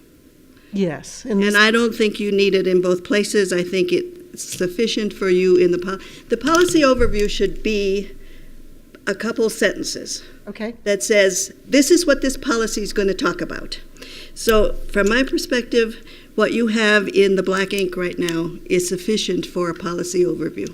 Okay. And then then you repeat in the policy statement what you call the policy statement, and that's fine. Okay. So that's one change in that one. My following one is that where you start with employee responsibilities, the format that we approved says that you will use an over category of process. And these are all process things: employee responsibilities, supervisor responsibilities. Everything that goes beneath it should be listed as part of a process and should be listed out separately as part of a process. So that will help. Part of what we did, part of the reason we did this, and the reason I'm sort of anal about this, I guess, is that I was charged with doing this for the board. What we're trying to do is to make it easy for people to find what they're looking for. If you list every other, it may mean more paper, but if you list every one of these elements as a part of a process and they're numerically separated out, ones, A's, whatever, then it's easy to scan them. And it's easy to find, oh, I'm looking for the part about alcohol, or I'm looking for the part about paraphernalia. Is there anything, So anyway, that's sort of. Wait, I'm not clear here. Okay. Are you saying this belongs in another section? I'm saying that there should be a process section under which each of these are then. Okay, you're not moved saying up. this is not a policy. I'm not saying this isn't appropriate. I'm not quibbling with the content. Okay. I'm quibbling with how one goes about finding this easily 3 months from now after it's been done. Okay. Okay. We ask that the definitions be upfront. If you look at policy 1.2 that we last approved, the definitions are up at the top. And it doesn't help very much, and again, it doesn't help very much to have definitions at the end when what you're really looking for is definitions before so you know what. It enhances understanding. Yeah, right. I'm wondering if I was looking at an older. You might have been looking at an older one. Because we were curious why the definitions were at the Well, and so, but yeah. we'll correct. Well, it was revised. Donna, can you talk about when it was revised? It was revised and approved at the September meeting, so, and it could be, I don't know, Sue. Sue and I worked, and I may have given you an incorrect version, I'm not sure. I'll work with you to make these And I'll be happy changes. to send that to you if it's got Okay. way late. Okay. I think on that one, that's my only, I think I'm done with that one. Are there any other comments or observations about? Oh, no, the other comments I had was that you should remove the procedures from the policy. And that was another thing that we were adamant about, is that we don't want to be approving your procedures. You should be able to change those. This particular one I chose to leave in so that you could see one of the things that we had to do as part of bringing ourselves up to date. So my apologies if you don't want to see them. Wait, The procedures are at the back. Yeah, at the very end, it's the letter to the employees. You do not need to vote on the procedure. No, that's correct. So if you change those, you change them to be more efficient, whatever, you do it. Thank you. Any other comments on 417? Just a quick question. So, do we drug test, and do we have to put that in here? So if we think somebody has come to work under the influence of alcohol or drugs, do we have the ability to test them to actually verify that? No, we do not drug test, and that's not within our purview. Okay. There is a fitness for work That's where I was policy, gonna- which is another policy. That you, There's a fitness for duty policy that we're working on that should be coming in the next month or two that would address that, but we still can't test. Okay. And we can't test why? Because it's against the law. I mean, other employers do it. It's against the law. to drug test an employee. we can ask. Especially if we have employees who are driving vehicles with students in them and Let me see performing if I other. remember that. The problem is, there's a privacy concern and there's another concern, and the concern has to do with, I'm trying to remember what it's Either called. randomness Random. or equity. Right. You know, everybody gets tested, or you have random. Random, that's right. Anyway, but that'll be in that other policy Yeah, when it comes up. okay.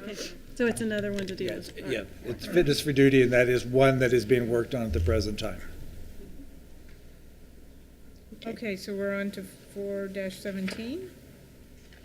That was 4. That was That was 417. 17. Oh, this. We're on 436. 436. Yeah, so what you've got in your book is you have the red line version, and then after it you have The original. you have the clean, what it looks like with the red lines This is the accepted. clean, okay. Right. Right. 436 is compensation and benefits. Can you say what page that It's is? on G, I can tell you, G30, it starts on G22. Oh, yeah, okay. Right.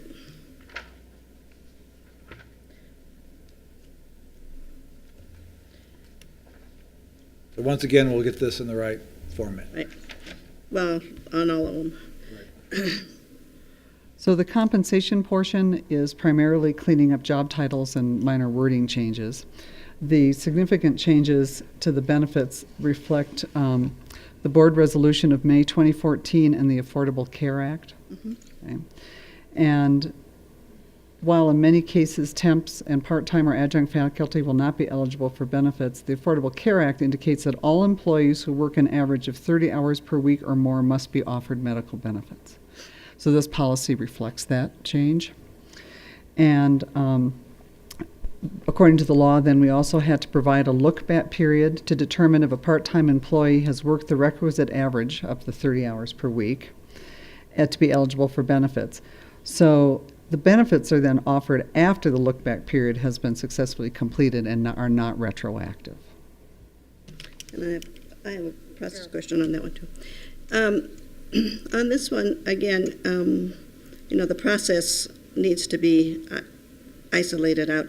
But as I read this, it seemed to me that what you're calling the policy statement is actually the policy process. And what you're calling the policy overview is the policy statement. It is the policy of SFCC to do the following things. Mm-hmm. So if you were I played around with doing an overview. So if you were going to do an overview, I would say something like, and you don't need to use my words, but it would say something like, this policy sets the parameters for compensation and benefits and assigns responsibility for development and oversight of the processes. I mean, that's what you're going to see when you see this policy. And then the policy statement is really what you have as a policy overview. And the statement is the process. And then and then what you have under policy statement should really be process. Policy processes. Okay. Good. Then I have a content question about tuition assistance and registration. Right. Isn't this what we were just talking about? Yes. About staff and faculty being able to have their spouses? Yes. Domestic partners? Madam Chair, members of the board, we want to do some more analysis of that. So all policies can be changed at any time. So these are living documents. We weren't prepared to say right now that we could afford the cost of allowing adjunct faculty to transfer their benefits to their family like full-time faculty can and full-time staff can. It is something that we do want to look at. We just didn't have a chance, but we needed to get this approved so we're in line with the Affordable Care Act and other requirements. But we are going to look at that. But this seems to say that we are doing, that we will No, do this that. leaves in effect 5 credit hours.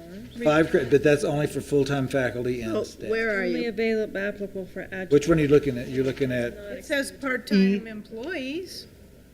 Read the Wouldn't last. that be adjunct? Oh, adjunct. If you go further down in that same paragraph, it says adjunct faculty members shall be eligible upon, and there's a very specific piece of it that's about adjunct faculty, and it doesn't allow them to transfer. Is not. And see, this is the part of the problem that if it were separated out, we could say, okay, you need to look at D1B, or whatever. And then we could all find it easily.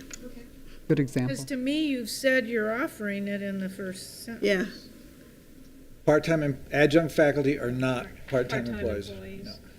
There is a definition of part-time employees in another location. And where is that definition? It's in a different, it's in It's a at the different bottom. policy In related a different to, policy. to employment status. Okay. Which is, Okay, I don't remember the number, sorry. Okay. So, but, okay, that answers the question. That was what we were talking about. And Okay, yeah.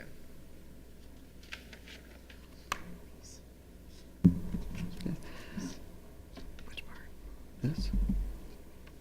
The other, another addition or piece of wording that was changed, that the current policy speaks only to an agreement with Highlands University.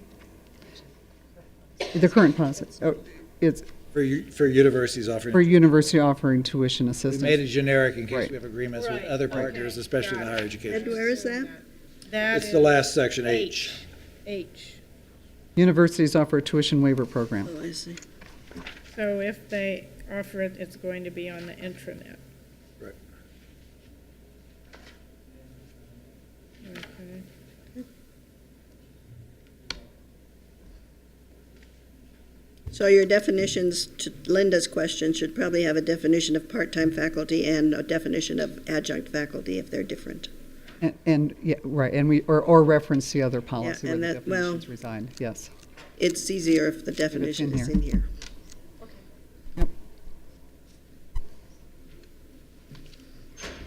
Yeah, is that a common procedure where you would have the definitions repeated in different sections? No, you'd have Okay. them all in the front. In one spot. Okay, only one place in, And usually in the front, because then you can, then you know where the definitions are when you read something and say, I don't understand, well, what is a part-time faculty? What is the distinction between part-time and adjunct, for example? You know, one of the things I may recommend as we go forward, because we need to get this approved, is we may look at, can we merge this policy and the other one we're looking at, so we don't have to repeat the definitions? The other one that we're talking about where we Well, for define employment status? employment status. Yeah. We'll take, We should just think about that. we'll look at that.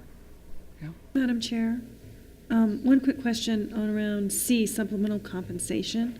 We don't go into a lot of detail there. I'm assuming that policy 4-32 covers that more in depth with things like who can authorize and more importantly, I think to me would be the budget authority. So specifying that we can't give lump sum payments or stipends if there's no budget in place to do that, that it has We to don't- be within a. Madam Chair, Member Keith, we don't approve any kind of payment, even regular salaries, if there's not a budget in place. Okay. So that is comes part of the under your process. authority at the bottom, which says that you approve, the president approves. Yes, but this does also refer to policy 4-32, which And does it can't cover remember those the title things? of it. Shall be responsible in enforcing human resource procedures and policies. You have your, bring that up? No. 32. It's not one up today. Yeah, I had a question about the stipends, because my understanding was that we had sort of nixed those. No. No. Okay. No, we still pay stipends. We just scrutinize them more than we had before, and we actually now have a way in our payroll system to capture the data that we couldn't capture before. So if somebody's getting a stipend, it's going to a specific, I can't remember if it's an account or it's flagged, but we could actually start running reports this fiscal year that shows who got a stipend. And so does this say, give us that?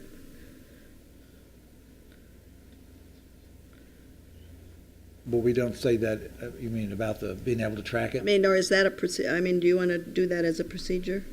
And maybe, I don't know if this is where that would go, but that would be a procedure, in my opinion. yeah, I think it would be a procedure. Okay. are we on to 4-15? Are we done with that one? Okay. I'm not sure that. 4-30. Okay, never mind. Hiring? What? Hiring. Yeah, okay, to family medical leave. Okay. Yep, 4-15, which is starts on page 37 and 38 in your screen. Now, I have a question on the policy statement about domestic partners. And now that same-sex couples can marry, are we eliminating our domestic partner benefits, or are we keeping both? This has come up. Yes. This has come up. We do offer, obviously I have domestic partners, we only have 12, I think, employees who are taking advantage of it right now. We looked it up. So what we have is approval for domestic partnership in the benefits policy. Family medical leave is silent on domestic partners, and we need to look at how we choose to reconcile that. We need to study it. We don't have a recommendation at the moment about whether to eliminate that now that same-sex partners can marry. So why? And because various organizations are doing, different organizations do different things. Why would we do it differently? I mean, why would we not? This policy actually follows the Family and Medical Leave Act really closely, which specifically calls out husband and wife as spouse, which, that changes in the state of New Mexico. So we've reflected that, I think, in here, hopefully adequately, but it doesn't cover domestic partners under the law.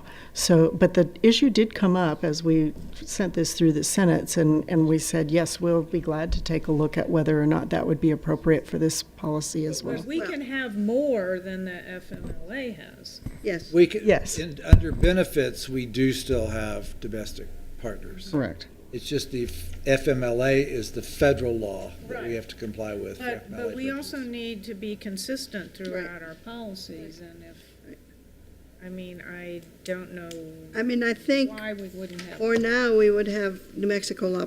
I know that federal law usually prevails, but with this particular issue, it seems to me that you have to follow New Mexico law because this is where we are. Okay. So that's why we're silent on it. Is that why we're silent? Is that why we don't specify or not? We said we're didn't silent. specify because we in this draft, we chose to follow the federal language precisely. With this guidance, we can go beyond to President Siegel's point. Domestic partners in until we decide what we're going to do with the whole issue. So the preference is going to be that we'll get domestic partners worded in here In here, before the yes. final reading. Okay. Yes. And then have it as an overarching thing that we need to think about and talk about. Because I bet there are some heterosexuals in the domestic partner. Yes. Yes, yes. Okay. The large sections of this policy change are related to families impacted by military deployment, and that's to bring this policy current with the law. And also making explicit that eligibility is defined as employed for at least 12 months, not necessarily continuous, and worked at least 1,250 hours in the last 12 months. Why are some blue and some red? Two different people edited. Two different people. Multiple editors. Yeah. And as we worked through the shared governance process, we received additional input and refinement, and that's how we tracked it. I'm just interested, who's blue? I don't remember. Is it two of you? I think it was our attorney that was blue. I think I'm red. You're red. Right. I just want to remind you, on all of these have all gone through the shared governance process. Good. And have they gone to our attorney? They've gone. This policy this went to our went the attorney. All of them don't. And also got reviewed by the Family Medical Leave Auditor, right? Correct. So we have been, Because we got an audit. Okay. we were fortunate that it coincided. Okay. Any questions on this one? No. Okay. Next. Holiday and campus closure policy. You may want to explain to people that under a session, you can't really ask the audience. There's something wanted to raise. Don't you have leave number policy is that? first, 435? Rebecca? Did I jump? I jumped, I apologize. Yeah, There's somebody else. What number is it? Now? I made a mistake. 435, yes. Right. 435. 435? Yeah. 435 starts on page G60. It's the leave policy now. It used to be leave. Oh, leave policy. It used to be leave and holiday, now it's just leave. Yes. And shortly, coming up on the list is the holiday. So what we did with leave, was to remove most of the administrative leave and campus closures and references to policies and put them, references to holidays and put them someplace else. We made clear the voting leave in terms of hours paid to vote. We added compliance with requirements of the Uniform Services Employment and Reemployment Act for military leave. And what we did was eliminate the language that was redundant with FML when we talked about medical leave without pay.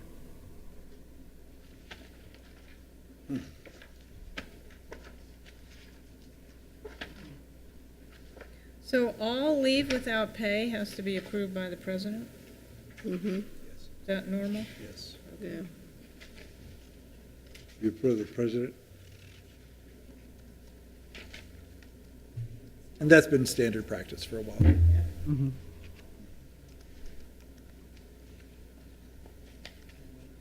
And I like that you cleaned up the language about professional development without pay. Is you don't go work out somewhere else and decide if you like it there before you quit.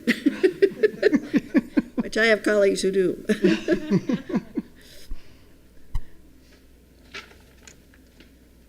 Any other questions on this one? Where is, we used to have where sick leave, if people have extra sick leave, they can give it to someone else. Donated leave? It's the Where- it's on one of the last pages. Well, it's G65, right? That's what's so hard to find here. He's on page G71. G71.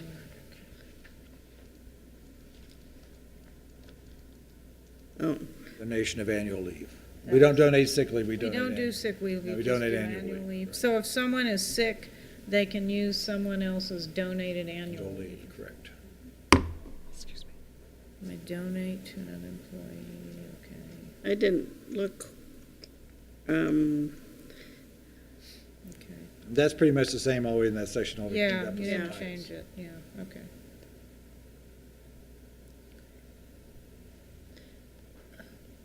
Is there an expiration for sick leave? I mean, can you just accumulate it forever? Yes.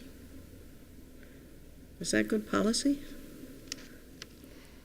It may be state law. It's certainly common. It's come, I think it actually is state law. But you only pay out like 140 hours or something, right? 120. But there is no payout on sick Yeah. leave. There is no payout on sick leave for us. But you can accumulate forever. You lose it all when you quit. Annual leave, you can only carry forward 240 hours after August 31st. Right, right.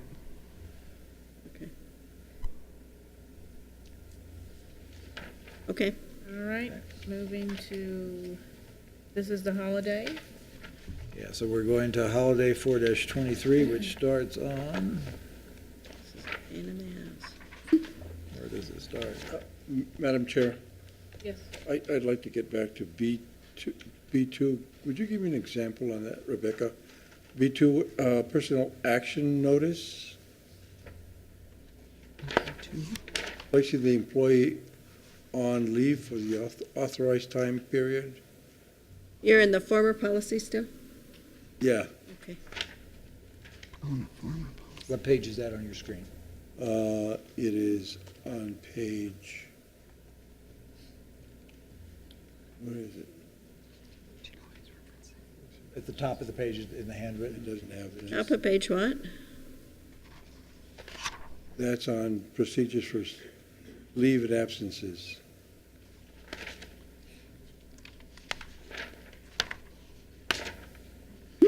Or 35. 35. Yeah. Right. 4:30? Would you give me the section number again? I didn't hear it. I apologize. 435, but what page are you on, since we don't have, Oh, it's the procedures. The procedure. so we don't deal with We those. don't worry about that. We don't worry about that. That's, Okay. you're looking at the procedures that are attached Okay. to the, Okay, Sorry. The old policy? that's not for us. Okay. okay, 4-23. Holiday and camp. Closure? Yep. Is that what we're doing? Mm-hmm. Okay. This is a new policy, oh, excuse me. Okay. This is new? Okay, go because ahead. we're Because we pulled it, we separating separated closures from leave. So you have a policy statement that that has a definition embedded in it? So could you separate that out into a definition? Yes. That's under the policy, this is a 423? In the policy statement, a holiday is a day when. Right.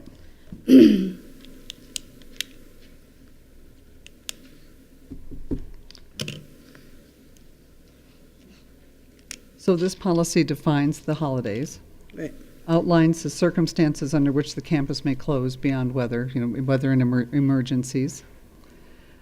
We did add definitions of closure and delayed opening, and we'll move a holiday is. Okay. And then we added emergency preparedness.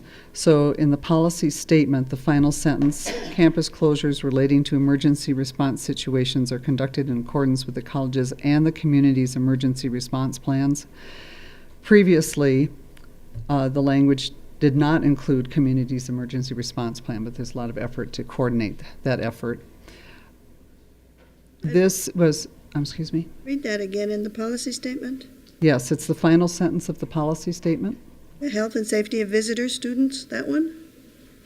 The one sentence after that, campus closures relating to emergency, is that not in your text? Not in here. That's not in here. That got added, we didn't. Okay, we didn't get the okay. final version. So read it back to us again. Okay. The review, the final review of this policy internally, as part of shared governance, we propose adding a sentence, campus closures relating to emergency response situations are conducted in accordance with the college's and the community's emergency response plans. Okay. With that, the idea was that we would, once this is approved, we can archive 510, policy 510, which referred to that in the holiday or the campus closures in other ways. Did Chris? This is a comment I had ever since I first started working here, and now it's even more pertinent. Isn't it a shame that we've been recognized as a veterans, one of the top veteran schools, and that we don't have Veterans Day off?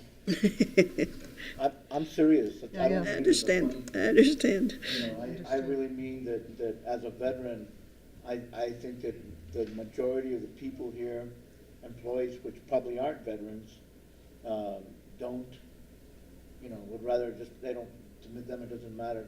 As an employee here, I took sick leave every Veterans Day because it made me sick that it was not taken off. And so that's a comment. I know it probably won't happen. I know it's probably not going to be there, but it bothers me.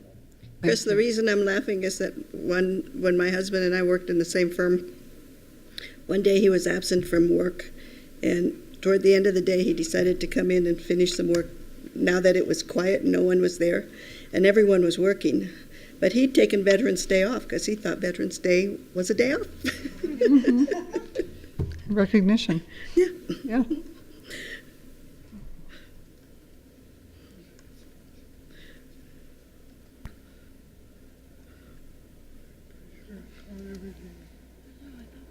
Any questions on that? Okay. No questions on that. I don't have anything to say about that. Now, the last one that for you guys is 420, which is the smoking. Smoking policy. Did we think at some point we were going to be smoke-free? We are hoping that, we keep hearing that an executive order is going to be issued, and An executive order by whom? By whom? by the governor. That all campuses will be smoke-free. You keep hearing that? I'm still hearing that, and we're hoping that's the case because I know some institutions have run into some legal concerns about it, but even heard it about this from. I just want you to know that I'm responsible for the D. Johnson Clean Indoor Air Act, lobbying that and getting it passed. Yay. Yeah. What this policy does is now address hookahs, electronic cigarettes, and clove cigarettes. And kind of good timing since vape was the word of the year, I heard on the news this morning. The key word is it says including but Not not, limited to. because there will be something else invented next week. Yeah. Mm-hmm.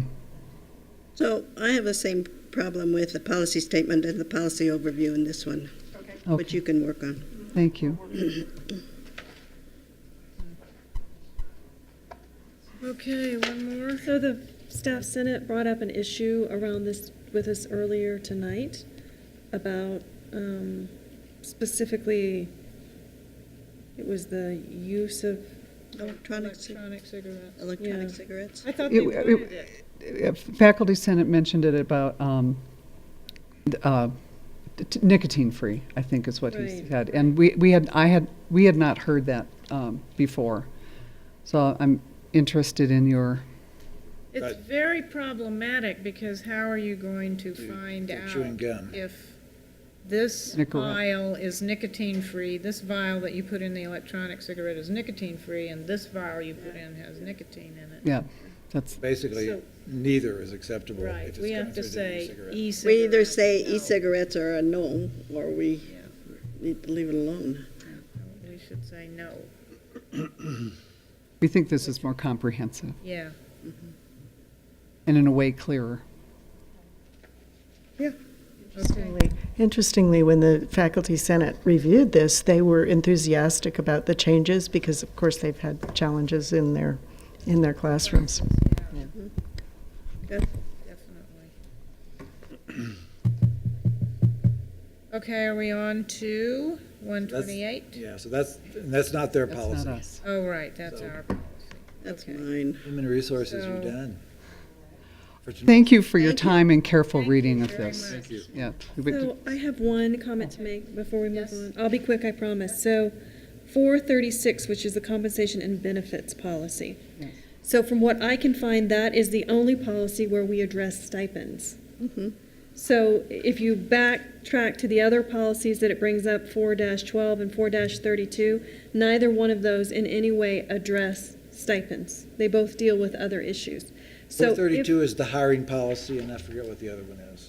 4-12 is workload, workload. faculty workload. So neither one of those address stipends. So if we were going to do something as a board, if we wanted to address the issue of stipends, which has been brought up in the past, we would need to do it in the 4-36. And we don't have to do it now. We can revisit it again. I'm just bringing it up that if we're going to do it, that's the place that it needs to be done. That the other policies in there They do don't not address refer to it. stipends. No. Right. Again, thank you for your time and your careful reading. Well, thank you. Thank Thank you. you for all your hard work. Good work. We'll get these passed for you. What's that? We'll get these passed for you next time. And we'll get them back with the right content in the right form. Let me know if we need to send it, because I'm sure I have it still. Okay, Sue, this is. Well, if you look at 1.8, it has that policy, it has the layout, Yeah. 128. Or 1.6 has it. and 1.6 had it as well. Okay. So the only other policy that's left in there is 1-28, if you want to finish that section.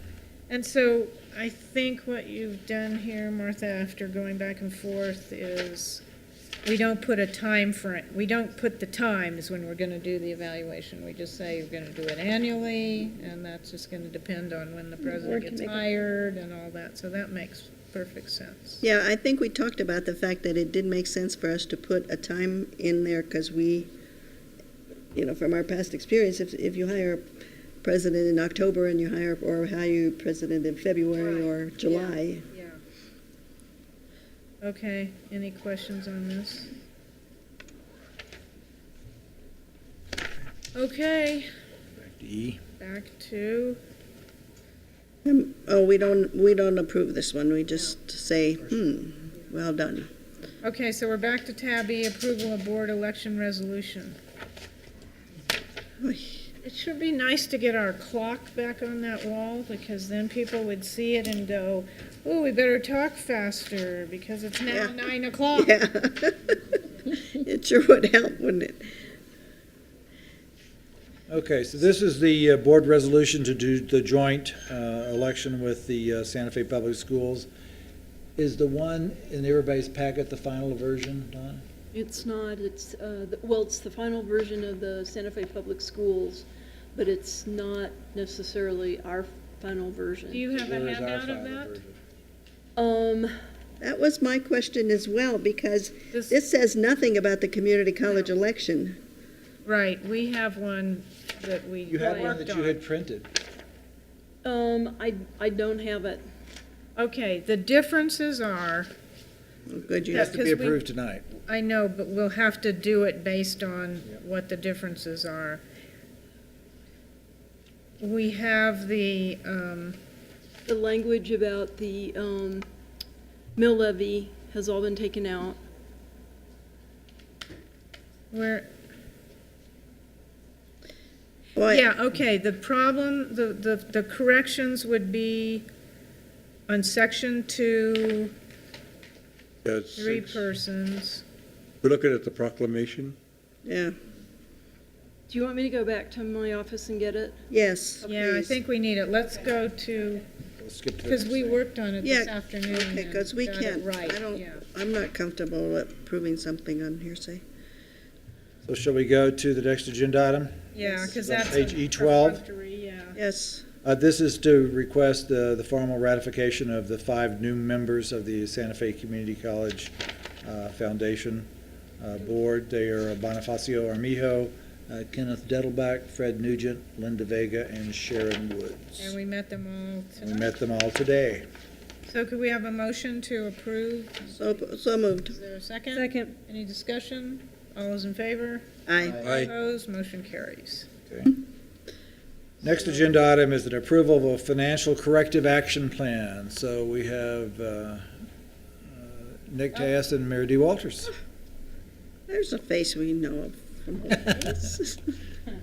Thank you, Madam Chair, members of the board, Mr. President, and remaining staff members and interested parties. We have been working with the Higher Education Department, a team of folks under the President's direction, have been working with the Higher Education Department to let them know where we are on all of our plans. We had separate plans, so the President had a plan, and then we were working on what to do about the audit. We had different plans. And so they requested that we put together a more comprehensive sort of spreadsheet plan so that they would know where we were going, and they would want it endorsed by the board. So what we put a plan together. It is an Excel spreadsheet format. And then what we'd like to do is have comment and endorsement from the board, and then our new vice president then will carry out and implement the plan, broaden the plan. For example, we have in the plan what audit comments from 2013 audit. Well, once we know the 2014, then we integrate that into the plan. As the vice president continues, this will be updated. But what we did to do this plan is we wanted to recognize our strengths and the accomplishments so far, so that the HED and the state auditor would see that we were getting things done and it was moving forward. And then we wanted to recognize honestly the issues and challenges that we have, and then show once we've remedied an issue or a challenge, then we'll move it up to the accomplishments and strengths column. And so we're hoping that we'll have strengths and accomplishments greater and greater, and if we do identify an issue or a challenge, then we will add that as well. We put this together in 5 main areas, and talking about short-term and long-term. The 5 areas was the cash management. The second one was the revenue forecasting and budgeting, and I'll talk about that in just a minute. The financial recovery plan that the president had put in place, governing board continuing oversight, and some of the stuff that you were talking about with improving board reporting, and that would be in there. And then the accounting operations, which is a strong focus on audit findings in this plan, but our new vice president will talk about some of his plans in that area very quickly.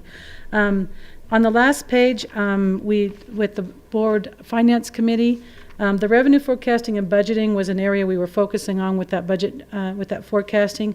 We've put together a team-based approach on this that I'm sure we can report at some time.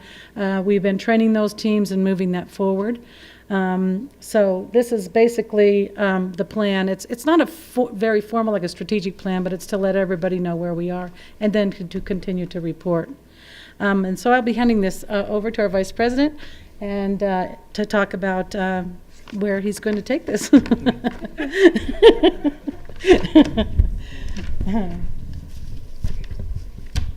So, Madam Chair and members of the board, President Grissom, the plan that's been put into place is actually pretty impressive.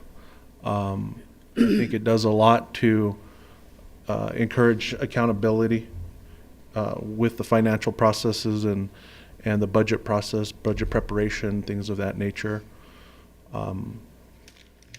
Mary D is passing the torch to me, and I intend to carry it and do my best, do everything I can to assure that financial integrity and accountability and responsibility is upheld within the college. Right now, we just submitted our independent auditors just submitted the audit on Monday, so that's confidential at this point, but you'll be hearing about the results from that soon as we get the permission to release that. Madam Chair, I'd just like to point out that, the groupings Mary Dee pointed out, but in each area we've talked about strategies, we've assigned it to somebody, we have a target start date, and then we have notes, and then we have the status. And many of these things are either complete or complete but are going to be ongoing forever. So some of those kind of situations. So we feel pretty good about this. We actually showed this to the higher education folks when they were out here before. They seemed to like it. They just wanted to make sure it was endorsed by the board. Well, Madam Chair? Mm-hmm. The only red flag that this raises for me is that the areas where the chair is signaled as the person assigned to, policies and procedures. That's just about, I had volunteered to do a draft of our financial committee's policy and procedure. That's it. Just. Okay, but it looks like we are assigning her a work schedule, a work thing. And it, it gets. Madam Chair, Board Member Romero, I think we can add a staffer name to that just to do the workflow and then work with the board. I don't have any problem with that. Or the presidents could be assigned. Yeah, the president can be, I understand.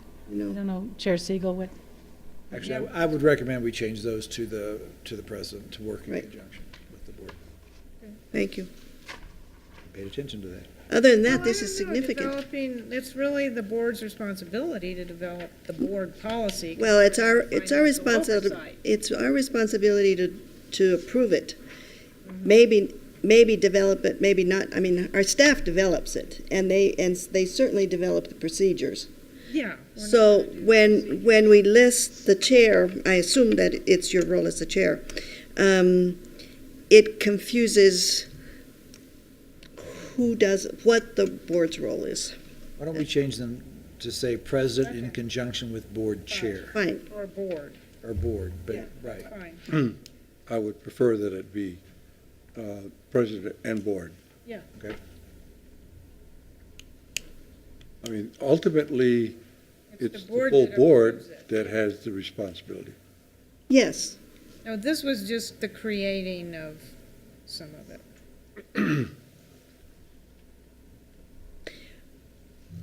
So is any other changes? Madam Chair? Yeah. Just a couple of questions. So in our summary at the beginning of it, when we go over issues and challenges, in the first line, we talk about our low cash balances. It is estimated that it will take 2 to 3 annual cycles to restore cash balances to minimum targeted levels. So HEDs, as I understand it, the state policy for a minimum targeted level is different than ours for minimum target. Right. So we have to have in our budget a certain amount that we have set by them. So are we referring to their minimum or to our minimum? No, Madam Chair, Representative, I'm not. When the HED sets their guidelines, it's talking about fund balance. Mm-hmm. We're talking about our internal targets in this.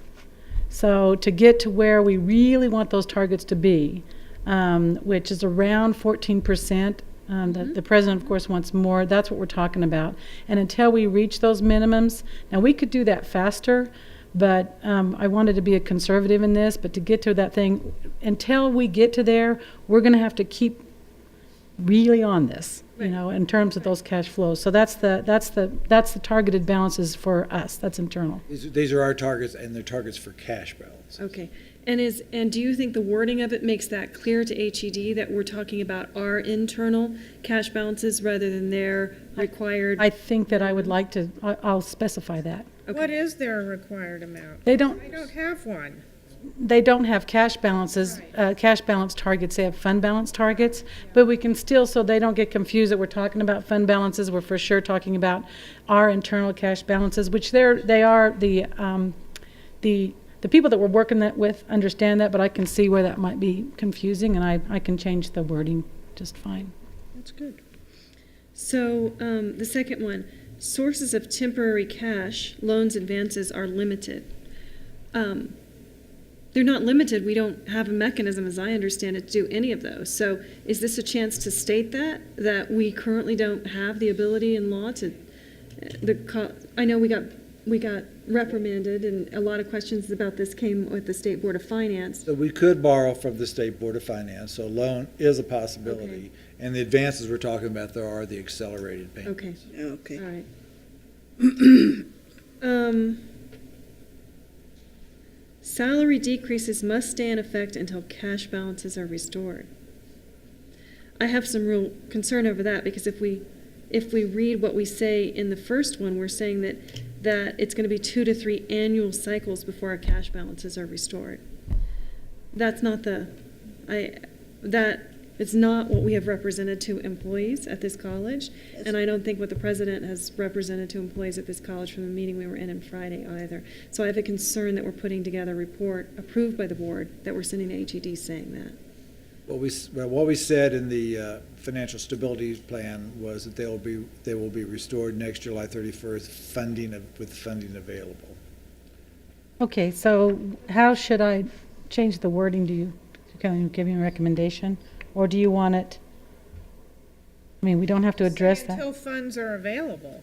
Okay, Don't say until cash balances are restored, because we aren't going to get to where we want to be for a number of years, Right. but we need until adequate cash is available. okay, Thank you for that. good change.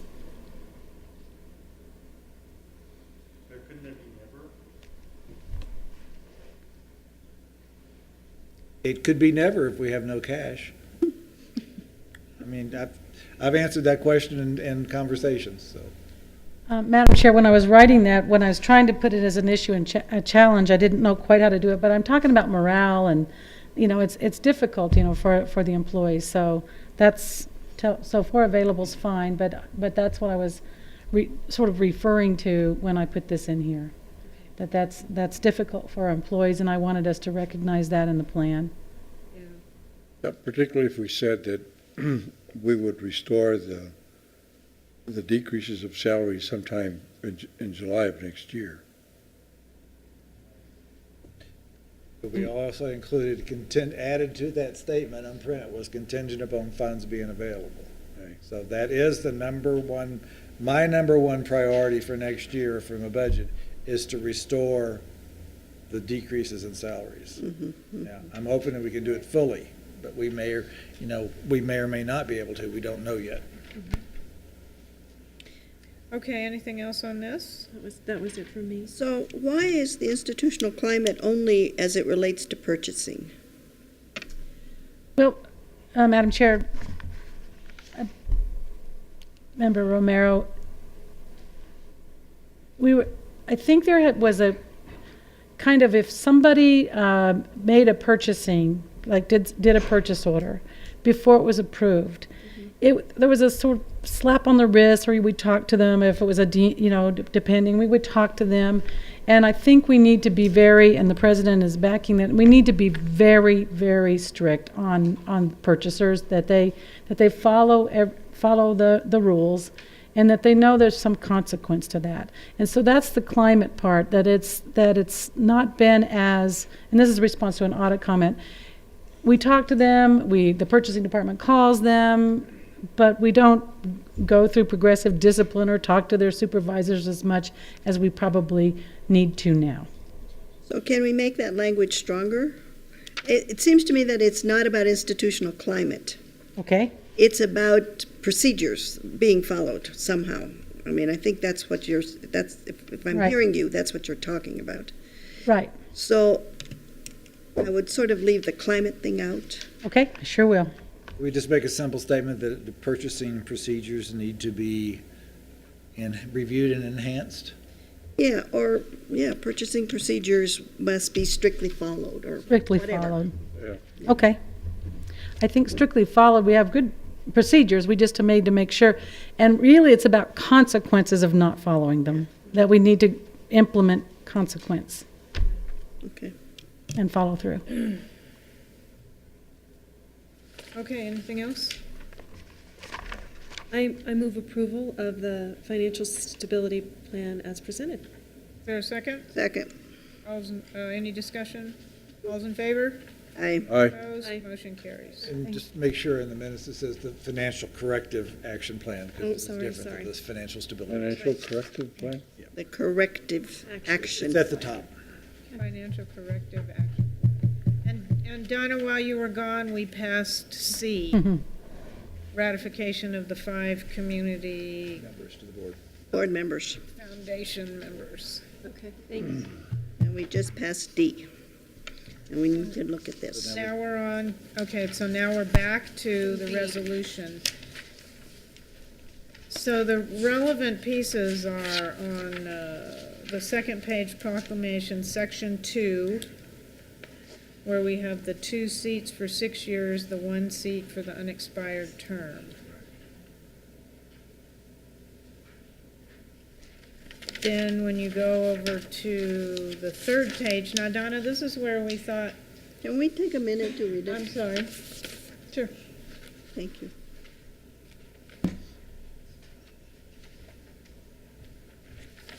I added this note here, that all districts may vote for the Santa Fe Community College Board candidates. But then this should say Santa Fe Public Schools. Okay.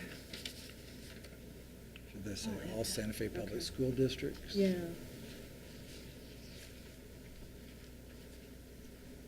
Or maybe we should just take it out, What? that note. We can't take that out, they said. Oh, okay, okay, good. So if we put Santa Fe Public Schools at the top of that one. Okay. Is this the way it's worded in their resolution? Yeah, they We should have. leave this part alone. Which one? This, then we should probably just leave the note there like that. And leave it. This, you mean? Yeah, because this has to be exactly the same. Well, they say, if we put Santa Fe Public Schools We're okay there? at the top, yeah.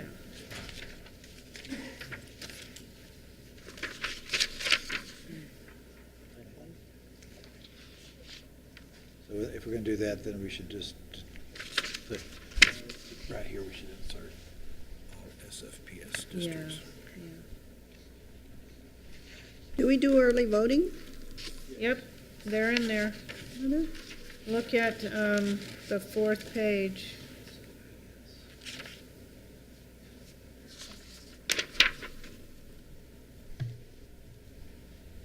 Absentee. But we I still see. didn't say at large. I see okay, So we're going to do that? okay. So let's do-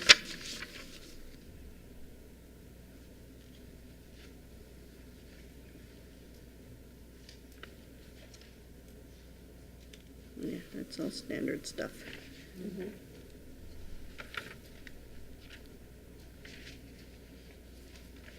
Can we add into section 1 that all positions are elected at large?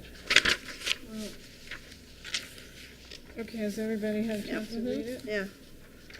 Thank you. So on page 3, it's a little confusing because these districts are Santa Fe Public School districts.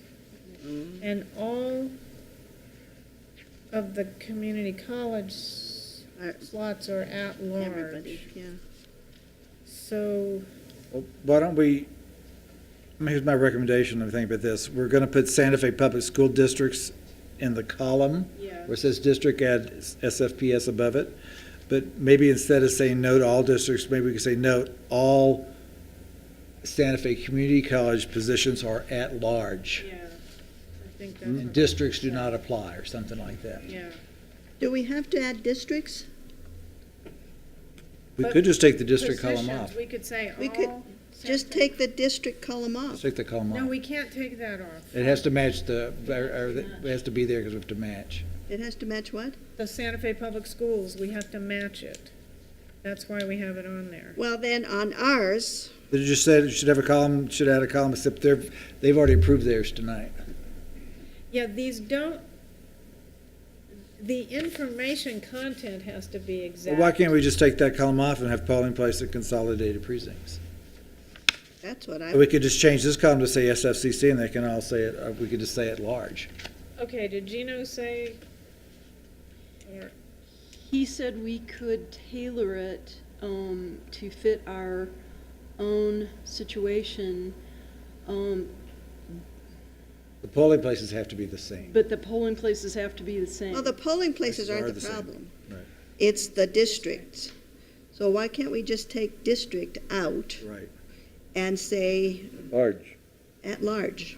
Either just take the comment or just add a note, all SFCC positions are elected at large, Some people may, and take the district thing off. and just take the column off. Yeah, we could do that. So the only columns would be the polling place and the consolidated precincts. okay, that's what I wanted to do originally, and there was some reason we couldn't. No, I don't know, Well, if we can tailor to fit our needs, that's what I think we need to do. If they want something in that column, we could just say instead of saying district, we could just say SFCC at the top. Position, SFCC position. Add SFCC instead of district, and then say at large, all the way down the column. That's what I had thought we would do, just theirs, they have theirs, we have Santa Fe Community College, all districts. But you know at what? large. Some people won't read. My worry is that people don't read. Right. And so they'll see District 1 and they say, oh, I can only, Yeah, I right, can only that's vote my for. worry. Yeah. Yeah, about how. So I would just take it out and say SFCC and then say at large all the way down the columns. That's the fact. Yeah. We're not elected by districts, we're at large. Because the polling places are all the same, it really shouldn't matter. We all are agreeing on the polling places. It's not going to matter when people get there, because when they go to the Right. District 1 polling place, they're only going to see the candidates for District 1 for the public schools. For us, they'll see all. They'll see all. Yeah. So the ballots won't change, The balance would which change. are the important part. Okay. So can we agree to that? So we're agreeing to take out the column for Santa Fe, the Well, district. no, we're in that column, we're at the top, we're putting SFCC. And then we're saying at large all the way down the column. Yeah, So SFCC. yes. So then it's not necessary to look at the note that says all districts may vote for Santa Fe Community College Board candidates? Correct, we could take that note out if we take the districts out. Take it out, right? Right, right. If we don't have district there, we don't need the note. Yeah. Okay. Okay, so just so I'm clear, you wanted to take the note out, and then on the column that says district, you want to put SFCC district and No, then not district, SFCC positions, positions, okay, 'cause that's what we call it. okay. And then where these are divided into District 1, you want that column to read at large on every single Right. one of those, okay, okay. Well, all positions at large, but I don't see how you could fit that in. Well, you But could, when they come- well, you could say all SFCC positions in the Yeah, all SFCC. In the positions. title. Yeah, in the title. And then All at FCC large, positions, and then, Or if you want to get specific, you could say positions, where does it say? Positions 1, 2, 4. that'll be even No, more more, confusing. All At positions. large, at large. At large. All positions At large, just make it fit. You can, Okay. all positions at large. So everybody. Madam Chair, I move approval of the board election resolution as amended. Is there a second? Second. Any discussion? All those in favor? Aye. Any opposed? Motion carries. Okay, SGA Constitution. Poor SGAs. We've left you for last. Let's see. So what exactly did we change? So the changes are on pages E21, E31, and E32, and they're in red. And this is the SGA's recommendations back to the changes that we adopted. So if you look at page E21, let me find it. In the article number 3, section 4, that's the page E21, and the article number 11, section 2, article. Let's talk about them one at a time. So on page E21, what we had said and approved back in June was SGA oversees all funds collected by Student Government Association fees. SGA wants to add the sentence in red at the bottom there.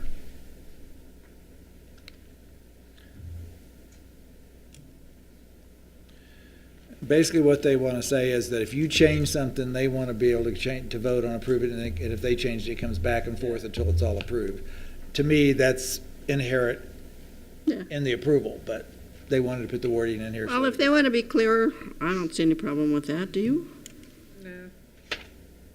And the same thing is true that if you go on page E31 at the top of page E32, they wanted just more clarification of that it goes back and forth until both sides have agreed. E31? E31, the very bottom, section Yeah. 2. Currently, what it says is just the first sentence, the SGA president presents the approved budget to the SFC governing board for the final approval. And then they want to add the wording, the SFCC governing board has authority to approve, reject, or modify the Student Government Association budget suggested, I'll take that out. Suggested. So we need to take out suggested by legal counsel. And suggest modifications. After that, SGA must ratify the modifications or reject and suggest modifications to the budget until both bodies approve the budget by majority vote. And we take out that amendment. That's just their note. That's when they Yeah. voted on it. Okay. Is that right, Willie? Yeah, I'm okay. I have one edit and one format question that's minor, so I can just give that to him. One involves putting C and, doing an entry, an enter, so that their columns are correct. And the other one takes out only, which is in one sentence twice. You want me to show you where they are? Where is the only? Okay. First So, one? Article 6. Back on page E21. Article 6. This is not in the changes. This- Section 1C, all you have to do is move that to, so that C is in line with A and B. Okay. Section, Yeah. I sorry, see what is that. the page? It's E24. page E24. You've got A, B, and C doesn't, you didn't have the carriage control. I just think that we need to I have a question. You can suggest the modification, but I need to get the modification. No, this is a format. If you look on This is a page format. All you have to do C is in B, and you need to do carriage control. Oh. It changes nothing except makes it Line up right. line up right. It's just format. And where's the only, the other one, the only? The only other one I have is in section 2, B, item 4. And it's not a substantive change. The president, while acting as facilitator, will only vote in case of a tie. Where are you at, B? What article? 4, the little numerals 4. What page is that on? It's this E25. B, 4. section 2B4, Roman numeral. We'll only vote. Just take out second only. one only. We'll only It vote. doesn't change the Take meaning. second only. It doesn't change anything. It just makes you look really good.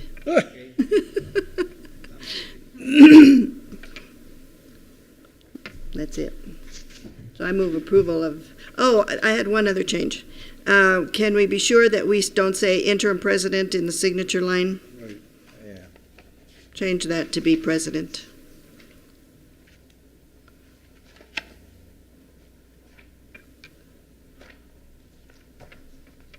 That's on page 16 of 16, E34. We need to fix the other names because Justine Carpenter is no longer here. Yeah. Yep.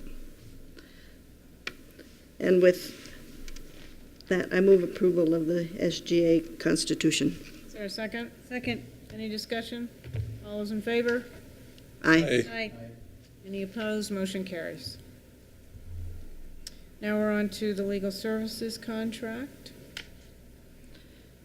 Yes, And- Madam Chair, this is carried over from the last meeting, and we extended our current contract for one more month. We did provide to all the board members information on the review process, and so the recommendation for our management is still to approve a contract for legal services as recommended with Sutton, Thayer, and Brown. I have one question on that one. I read it and it looks fine, except I have one question, and that is, what if we decide that we want to make use of a different attorney within the firm? Do we just We just ask for say we that? want somebody different, yeah. So it doesn't have to be in here that, No, because there's no names. There's no names. just shareholder, lead attorneys, veterans. okay, We've done that before, actually. Yeah. good. Move approval of the legal services contract. Second. Is there a second? Okay, any discussion? All those in favor? Aye. Aye. Opposed? Motion I carries. oppose it. Okay. Show Chris is opposing that.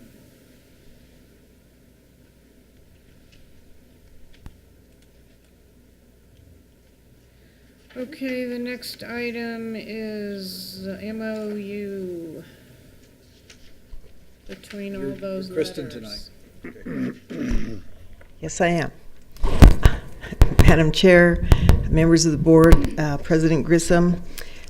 Kristen was, I guess, hopeful that she would be able to present this by 7:30. She had to leave. So I told her I would present for her.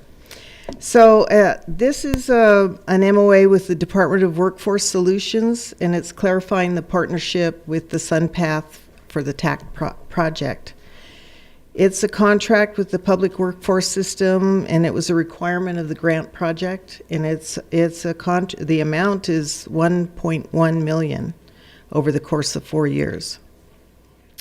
This And is additional to This is part of the one. Part of the tax. Part of the 15 million. part of the 50. We're partnering with them, and the goal of this is to alignment of the support systems and data tracking between the higher education and public workforce systems. That was what I was talking about earlier, that if we can start tracking this, and if we get a system set up with this grant, I think we can use it across the board for other things. Funding will pay for a statewide job development career coach. The manager will be located at the DWS main office, and part-time or full-time JDCCs located at the SunPath colleges. So we're going to have one here. There's going to be, at the larger colleges, there will be a full-time person, and at the smaller ones, there'll be a half-time person. JDD is job development. And career coach, sorry. And the role of the job development career coach will be to outreach to veterans and TAA workers, and leveraging student support provided by the DWS, including job search resources, WIA funding for scholarships, work keys, job placement services. And it's a partnership with the regional, we'll have a partnership with the regional workforce boards. and a partnership with employers, and we'll be tracking participants into the workforce. And the goal is to have this HED and DWS partnership last beyond the period of the TAC grant. So, in this process that we're going to be setting up with the data sharing, I think will be permanent. So any questions on the MOA? So did our attorneys review this? I asked Kristen that. She wasn't sure. Is this a standard contract? This is a memorandum of agreement, so it's not Mhm. really a Contract. because Well, it's who between. wrote it? Well, that's a good question. What was that? Who I'm wrote not sure it? right, but before we talk about that, it's memorandum of agreement because we're two governmental entities. We don't have to do contracts. Yeah. This I is very bel- similar to the agreements that we have with our other partner institutions in the current TAC grant, just expanded for the scope of services or the roles and responsibilities.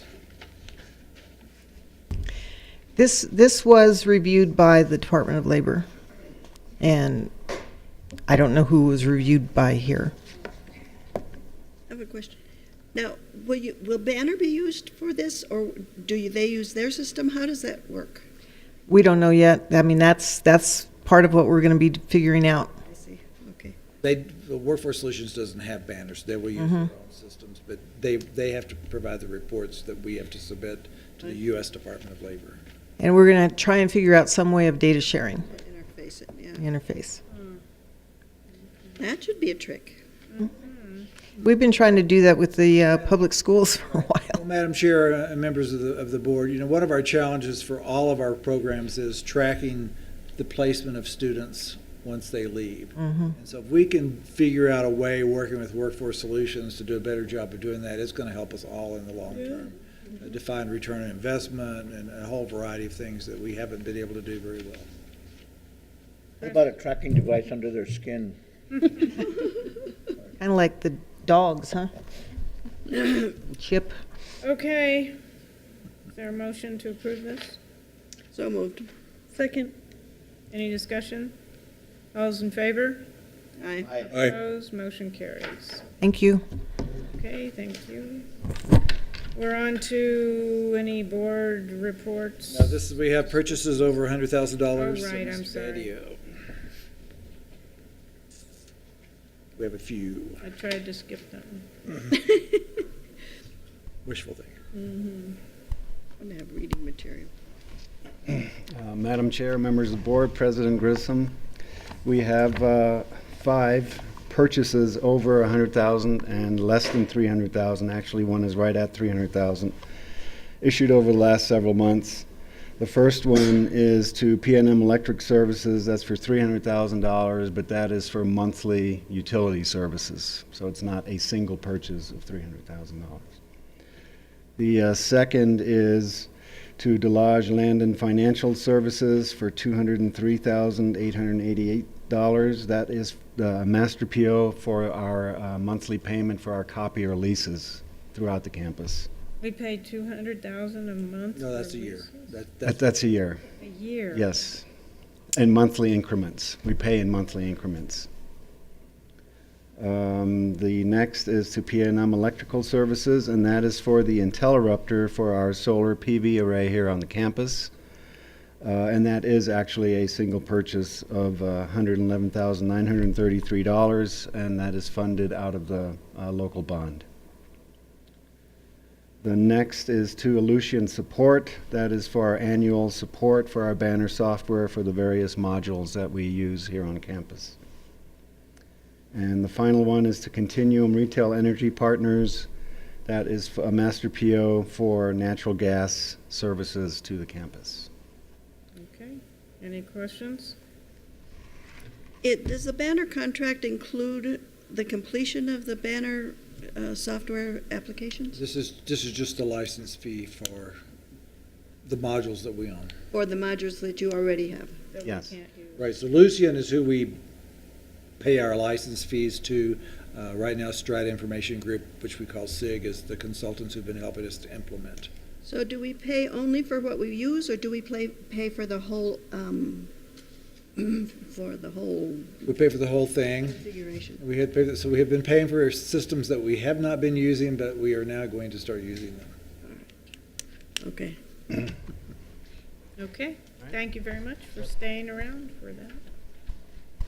And anyone giving the strategic plan? Can I ask a quick Just the question? yeah, Julie. question Julie's on here. that? Julie's Just a here. quick question.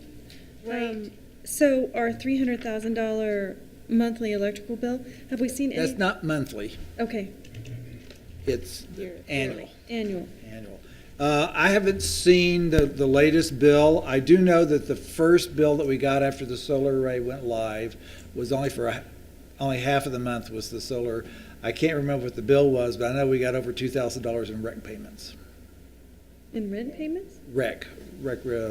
Renewable energy credits. Oh, good, okay. We actually Spend the got meter back. $2,000 plus for 2 weeks. Okay. But I don't remember what the bill was. And I haven't seen the bills since then, and I won't tell you why. So why are we paying it all at once if we're gonna have? Well, no, this is a master PO that we pay throughout the year. Okay. So what we're doing is we're bringing to you things that we haven't normally done, just to make sure we're in compliance with all our policies. So in theory, we probably don't have to bring you the utility bill because we can do it through the state purchasing agreement, but we're kind of just making sure we're doing things to the letter of the legal. Yeah, it is helpful. I have no So, idea. but what we anticipate paying to PNM for the balance of the year is $300,000. Even with the solar PV? Right. Okay, It used to be closer to 500,000. okay. Great. Thank you. Okay, now we're on You're to very nice to wait for us. Well, I'm happy to be here. Thank you, Madam Chair, members of the board, President Grissom.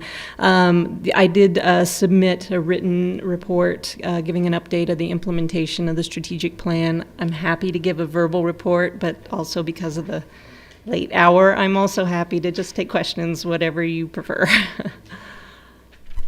Does anyone have any questions? I have one. When you talk about working with finance, I suppose it's too early since we just got our vice president, but aligning them to the strategic plan, is that primarily a responsibility for finance, for each department, for your office? How does that get played out? We're actually trying to figure that out. There don't seem to be a lot of models that we're finding for how to do that. But we have had some initial conversations with the new vice president to begin to talk about, what kind of process we might put into place. I think it would be a joint effort, or at least, as a planner, I would want to be at least informed and to be able to talk about the priorities that are in the plan and make sure that resources are being put towards those priorities in any budget that's developed. So I think it's going to be a work in progress unless we can find a really great model that's already out there that we can take advantage of. So then at what point does the budget process, the budget input process from the various governance boards and the departments come in?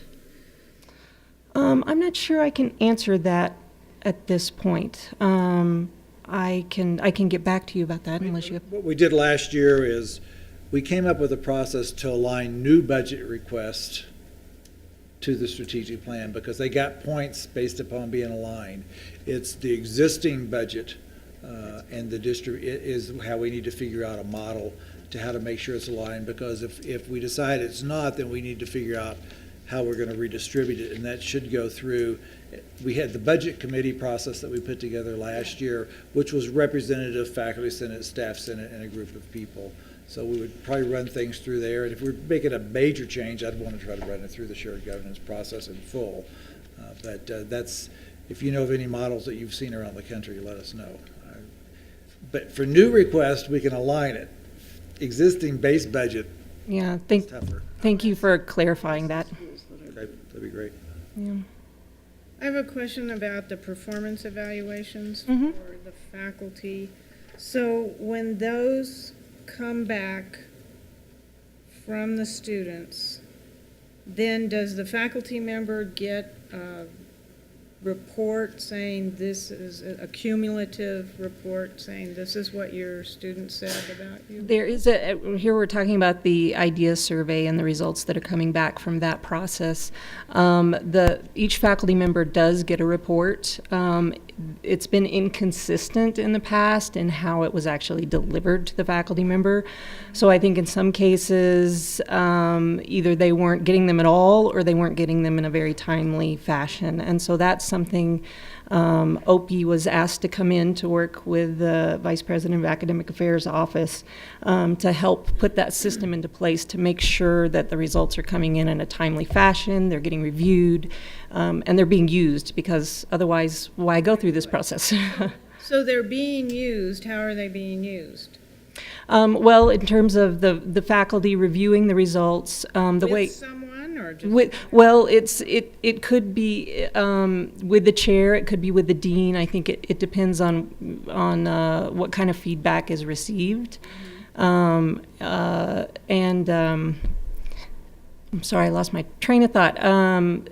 There's also feedback within the idea reports. It actually offers resources directly to the faculty member to address some of the issues that have come up in that report. So there's multiple ways that a faculty member might get feedback. But the main thing to say, we've changed the process of how it gets done because it was inconsistent. So now we've put OPI in the lead to make sure that the feedback gets back. So it is happening now. It just started this semester. Yeah. It started with the summer semester. I think there were some real improvements that happened, and we're hoping to build on that this semester. Then how does that information go to HR when there's a further evaluation? Or does it just go in the personnel file, or? Right now, Madam Chair, right now, that information is not going to the personnel file. It's staying within the instructional divisions. It is designed for the chair and/or the dean and/or the vice president to use when they do evaluations of those faculty. But right now, those are used primarily as an improvement tool and a feedback tool.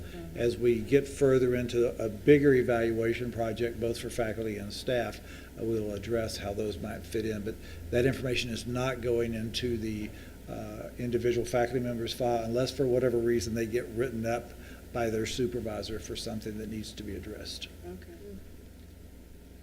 Question? No, I don't have a question, but I have a comment. The experience that we've had with Achieving the Dream is that when that kind of a survey is used, if it's used at the department level to say, okay, there are 5 instructors who teach English 101, and English 101 is a bad, we're not getting good results from that. Then you look at English 101 and say, or there's the computer science department has really low scores, so can we look at the computer science department? Mm-hmm. But the pushback that the schools have all gotten when you married that with faculty evaluations is that then you don't get the kind of feedback and response and conversation about improvement that makes people want to do it. So. Kind of like the public school. Kind of like the public school. Yeah. Okay. We kind of want to keep those separate unless they can't be kept separate. Okay. Okay. Any other questions, comments? Thank you. Thank you. Thank very you. much. Thank you for waiting. Holding out. Okay, now anything on the board reports? No. Anything to report? Oh, I have a question. Where is the IRS? I mean, where are the tax preparers going to be located? At the fitness center. At the fitness center. And how are we addressing the parking problem? We've addressed, we've responded to a lot of those issues. We've expanded the number of handicap parkings permanently in front of the fitness center. And during tax season, we always expanded even more so in front. But that's, if you're not handicapped, there's still not necessarily any parking there. There's plenty of parking in the lot. I've been there when I have to go all the way to the very end of the lot, and maybe there's only 3 parking places. So you're going to be one of the people I'm going to make a comment with. It's interesting to me that people go to the fitness center and want to complain about walking from around the back of the building. I always go up the stairs. Go up the stairs, yes. Okay. Does anybody have anything? Announcement of the next board meeting, December 16th. Now we need a motion to go into closed session for the purposes of all these things listed on here. Do we have to read them? I don't think we need to read them. Donna's going to write them No, just down. put it in there. Yeah. So can we have a motion? To go into closed session? I move we go into closed session. Is there a For the second? purpose of all those things that are listed on the Second. agenda. Second? All's in favor? Aye. Opposed? Motion carries. Okay. Thank you all.